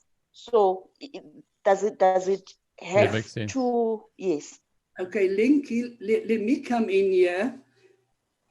With COVID, in particular now with the COVID pandemic, what is happening was the OHSA, the Occupational Health and Safety Act. What you're going to find is a huge emphasis on safety. So this is actually the most ideal time to get into this market. Now, my question, you're saying targeted markets, can we have multi-targeted markets? Absolutely. But what you need to do, Linky, is you cannot concentrate on a lot of things at the same time. You're going to drop the ball. What you need to do is you need to say, which market is it that I am going to concentrate on as my primary market? So you're going to say, I know taxi drivers need the so much liter, this size one, and it's going to cost that. That's the make. And you say, I'm going to target them with that particular product. Or you say, my primary market is going to be offices, because every office, depending on the size and the number of people, you're going to need a certain amount of extinguishers. So you can say, okay, I'm going to start with them. You see the nice thing today, Linky, the web. We had the Industrial Revolution. We have the information revolution now. Everybody, we've been given up. We are bombarded with information on the web.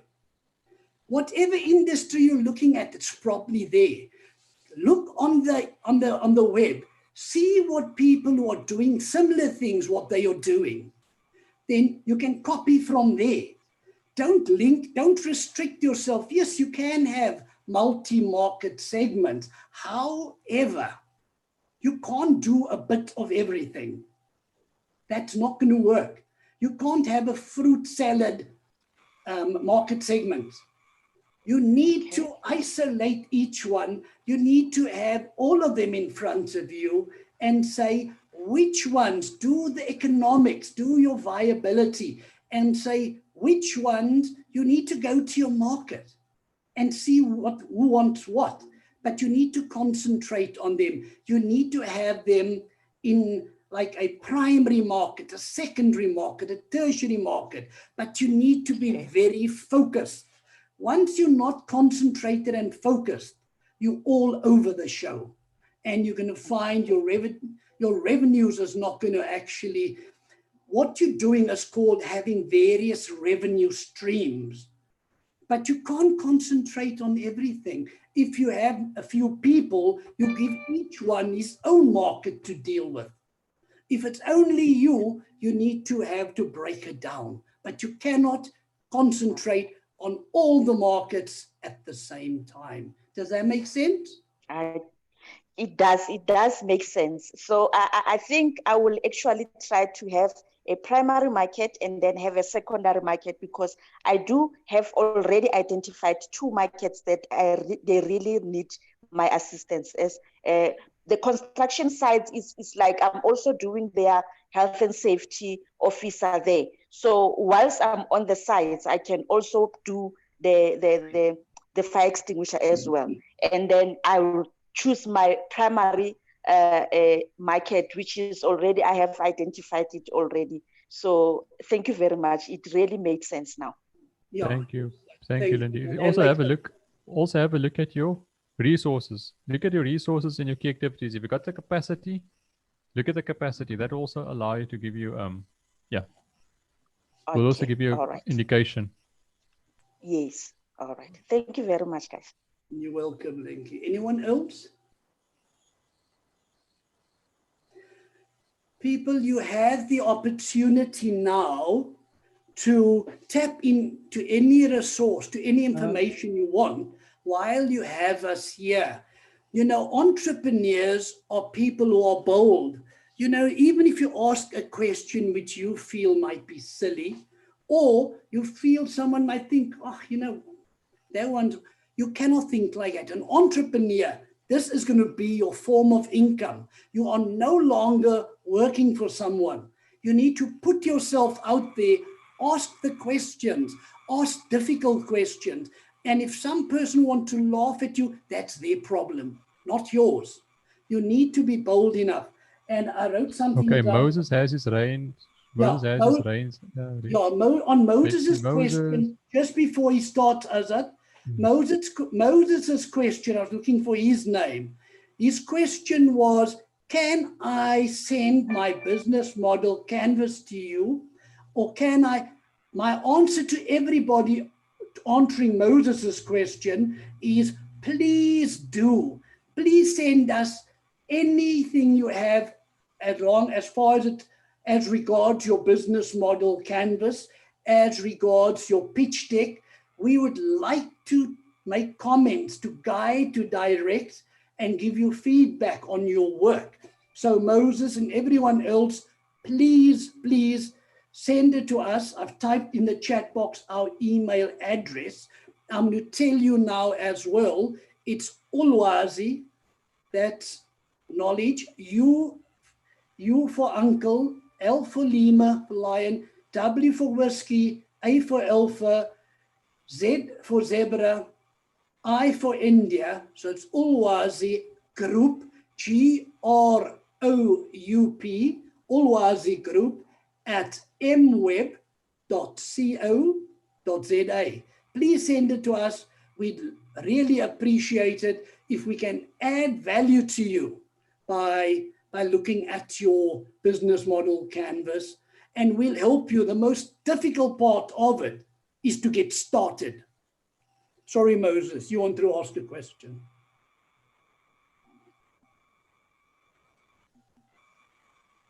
Yes, Moses. I'm going to ask you to, yeah, you can talk. That was my question. So you have already answered me. I wanted to know if you're allowed to send through, because some of us have done it, and we just wanted to know if we have done it the right way, because with us we want to apply for funding. So I wanted to know if we can forward to you and you can assist us. So if you said so, it's fine. I'm gonna email it now, just now. You see, Moses, we are psychic. We gave you your answer before you asked us the question. Jonathan also has his hand raised. Jonathan, you're welcome to ask a question. You've been unmuted. Hi there. Yes, Moses. Yeah, Jonathan. Yeah, nice to see you guys back again on this session. Just a question about competitors and pricing. So basically, just to give you a quick snapshot, the local market and the competition has basically fizzled out. The one manufacturer that was in place has now sold the company to another person, and that person is now trying to build networks and build market penetration and everything like that. So that's a good partnership I've developed there. But now The fact of the matter is that the product produced is produced locally and it's very cheap. And now the problem comes in whereby the international brands are priced very high, and then to get them into South Africa, it's even more expensive with importing costs and things like that. So now if I price to have a perception in the customer's mind of it's not a cheap product, it's just an affordable product, then I might be outpricing my market. But then if I price too low, then it looks like what is the value, because online everything else is like 3,000 and you're giving me something for 300. How is that possible? You know, Jonathan, that is a very interesting question. Very interesting question. The customers seem to be of the opinion, if it doesn't cost a lot, it's inferior quality. That is a perception in the minds of customers.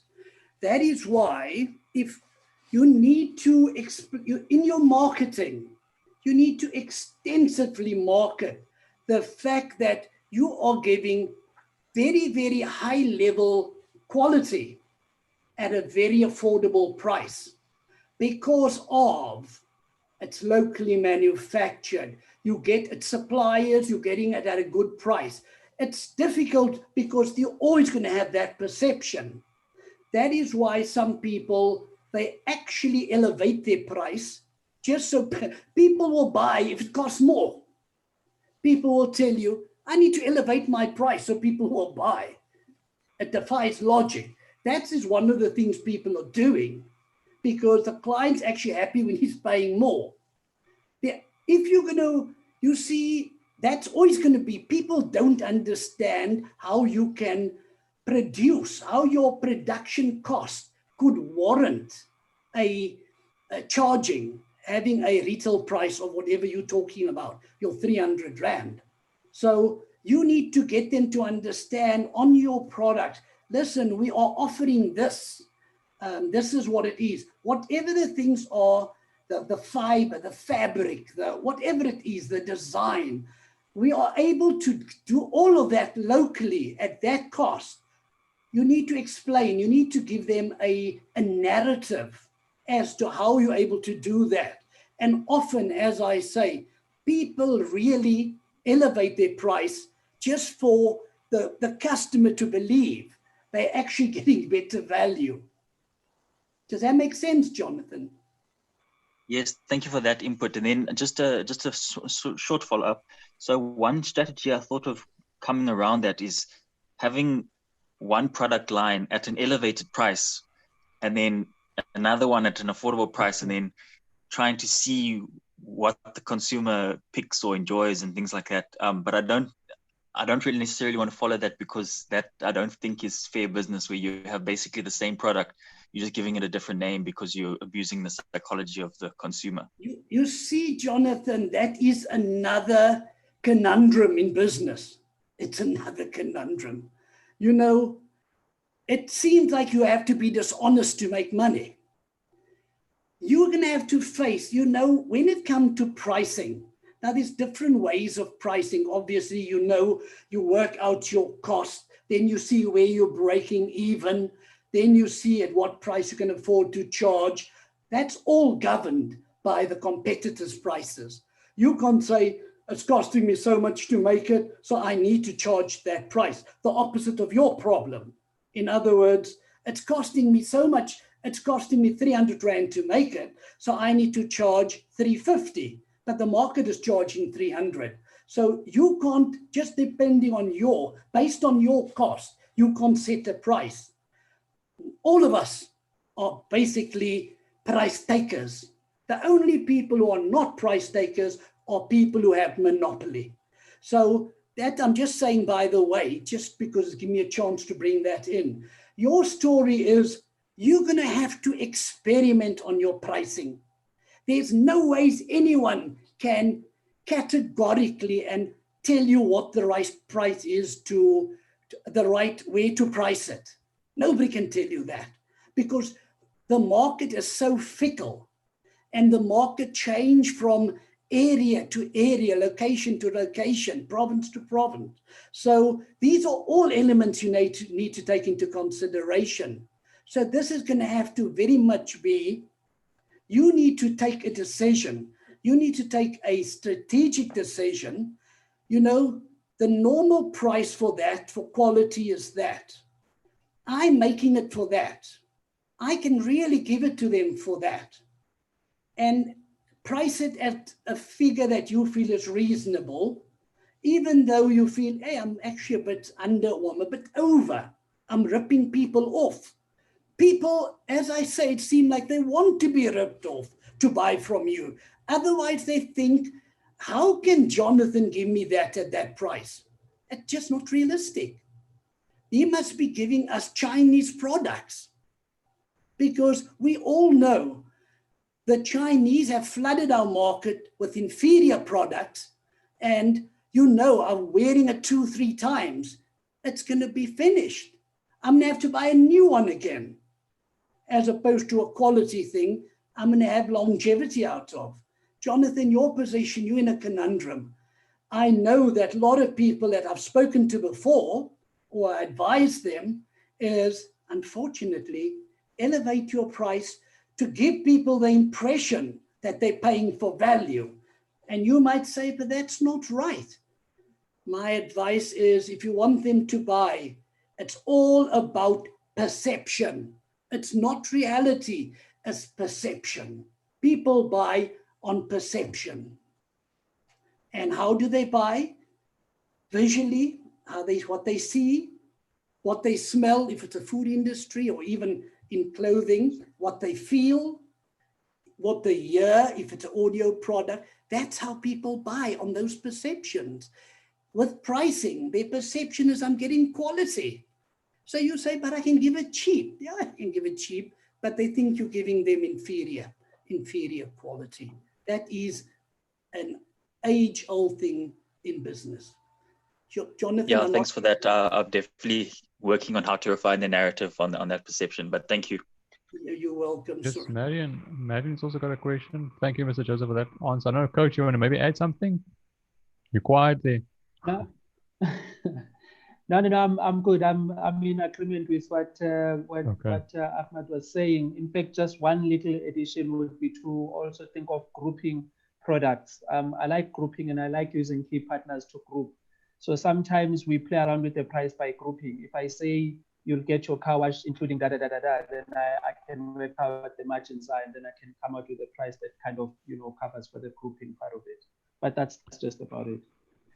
Before you take Marion's, I see Leandra Govinder's comments been up for a while already. Okay, you can take us. Okay, it says, due to the COVID-19, I decided to start up a consulting business utilizing my bookkeeping and management accounting skills. Any guidance would be appreciated, as I do want to target smaller entrepreneurs by offering my skill set. Azat, you know this quite well. I'll answer when you finish. Seeing now you know this very well. Do you want to speak to Leandra? Leandra, I'm actually an accountant myself. I also saw the gap. Now, the first thing, and I got this on my screen, and I wanted to go in depth in this, but because of time, I'll put it on the portal, and we'll have a discussion about this afterwards. You have to look at your value proposition, and because in the service industry, it's going to be important on your side to see what you can cater for, because with business service and accounting service is very broad. There's so many different services in the accounting industry. You've got your bookkeeping, you've got your compliance, you've got your advisory, you've got your financial statement sign-off. And if you're starting out, you normally always one person. You don't have enough money to pay staff to help you. So the positioning of your target market, of who you're going to be targeting, is very important. And your pricing that you're going to price that target market at, and the resources you're going to have in your firm, and how you're going to get that value out there to the client. That's very important. And the first step I would believe is obtaining clients and finding a way to obtain clients. That's the first thing you would want to start with, is find a niche, find a network, find somewhere you can attract clients, number one. And number two, build systems while you have those clients. So after 1 year, you've actually got a firm that has systems in place that you can delegate tasks to, and it makes it more predictable. I always stress, whether any service industry business you have, you must have systems. Systems is what differentiates you and allows you to create that value above the next competitor or someone in your industry. And yeah, look at that, and look at the value chain of your business.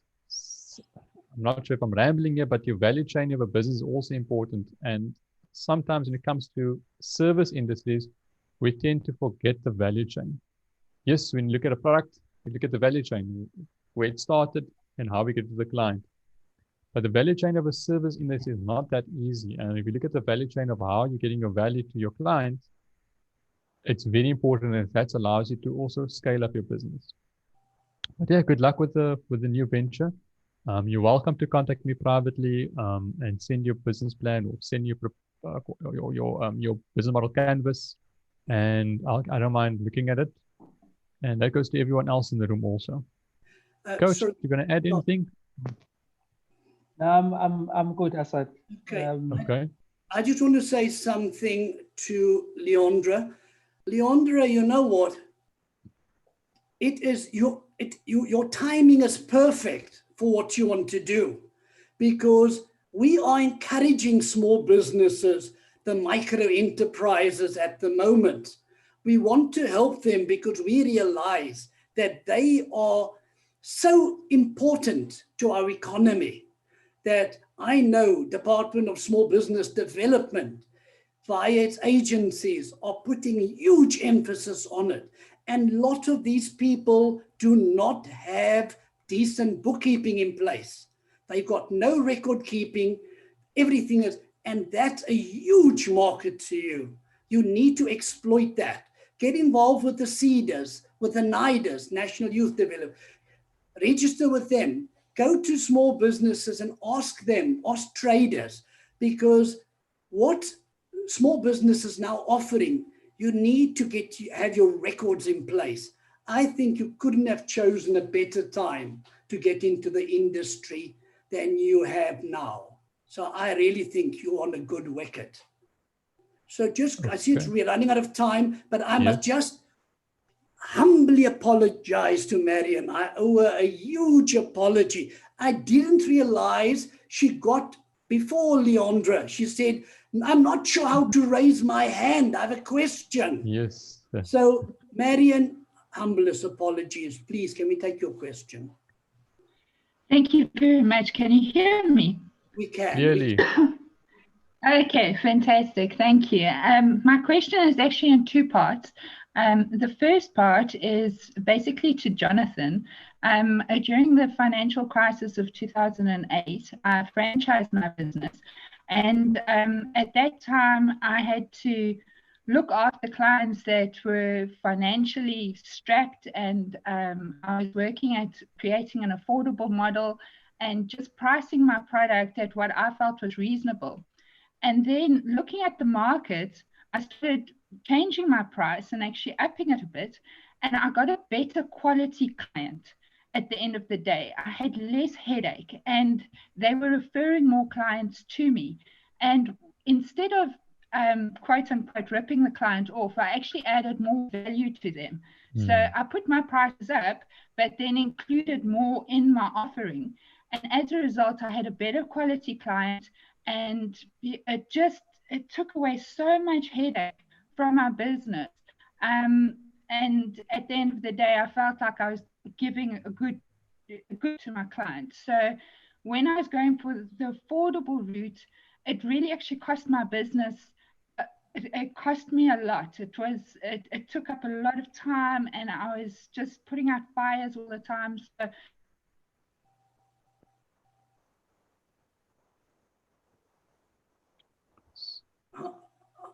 Hi, Marion, you've disappeared. Sorry, Marion, yeah, my signal on my side, I'm not sure it's my signal, but it sounds like you, yes.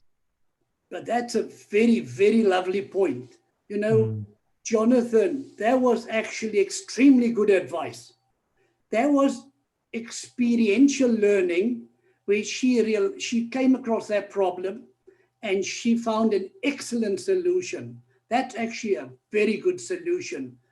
Jonathan, I don't know if you can hear that. Yeah, a bit of research and analysis I did on my side. I found a great thought leader on market pricing and everything like that, and he says the biggest mistake you can make is to price cheap, because if you price cheap, then you're a cheap business, and that's not where you want to be. And especially with regards to, like, if you're starting out and making money, you want to align yourself to the proper markets at the right target price for the right output. And I'm not sure if you see my screen, but the value proposition comes down to pricing. If you got the value proposition correct, your pricing will be more on top, more on par. But Jonathan, I just one thought I want to place in your mind. You know, what's happened there in essence, you were able to manufacture your product at a very good price. So you mustn't think you're ripping people off. You are just able to mark up extremely high because of the value of your product. So I think you need to look at it from a business perspective. You're able to mark your product up at a decent markup. And I think that's the beginning and end. It's not I'm making it for 10 Rand and I have to sell it for 12 Rand. That Somali mindset, I don't know. I think it'll work in what they're doing. But for us, the market sells for 800 Rand. I'm able to make it for 250. I'm able to price, to mark it up quite phenomenally.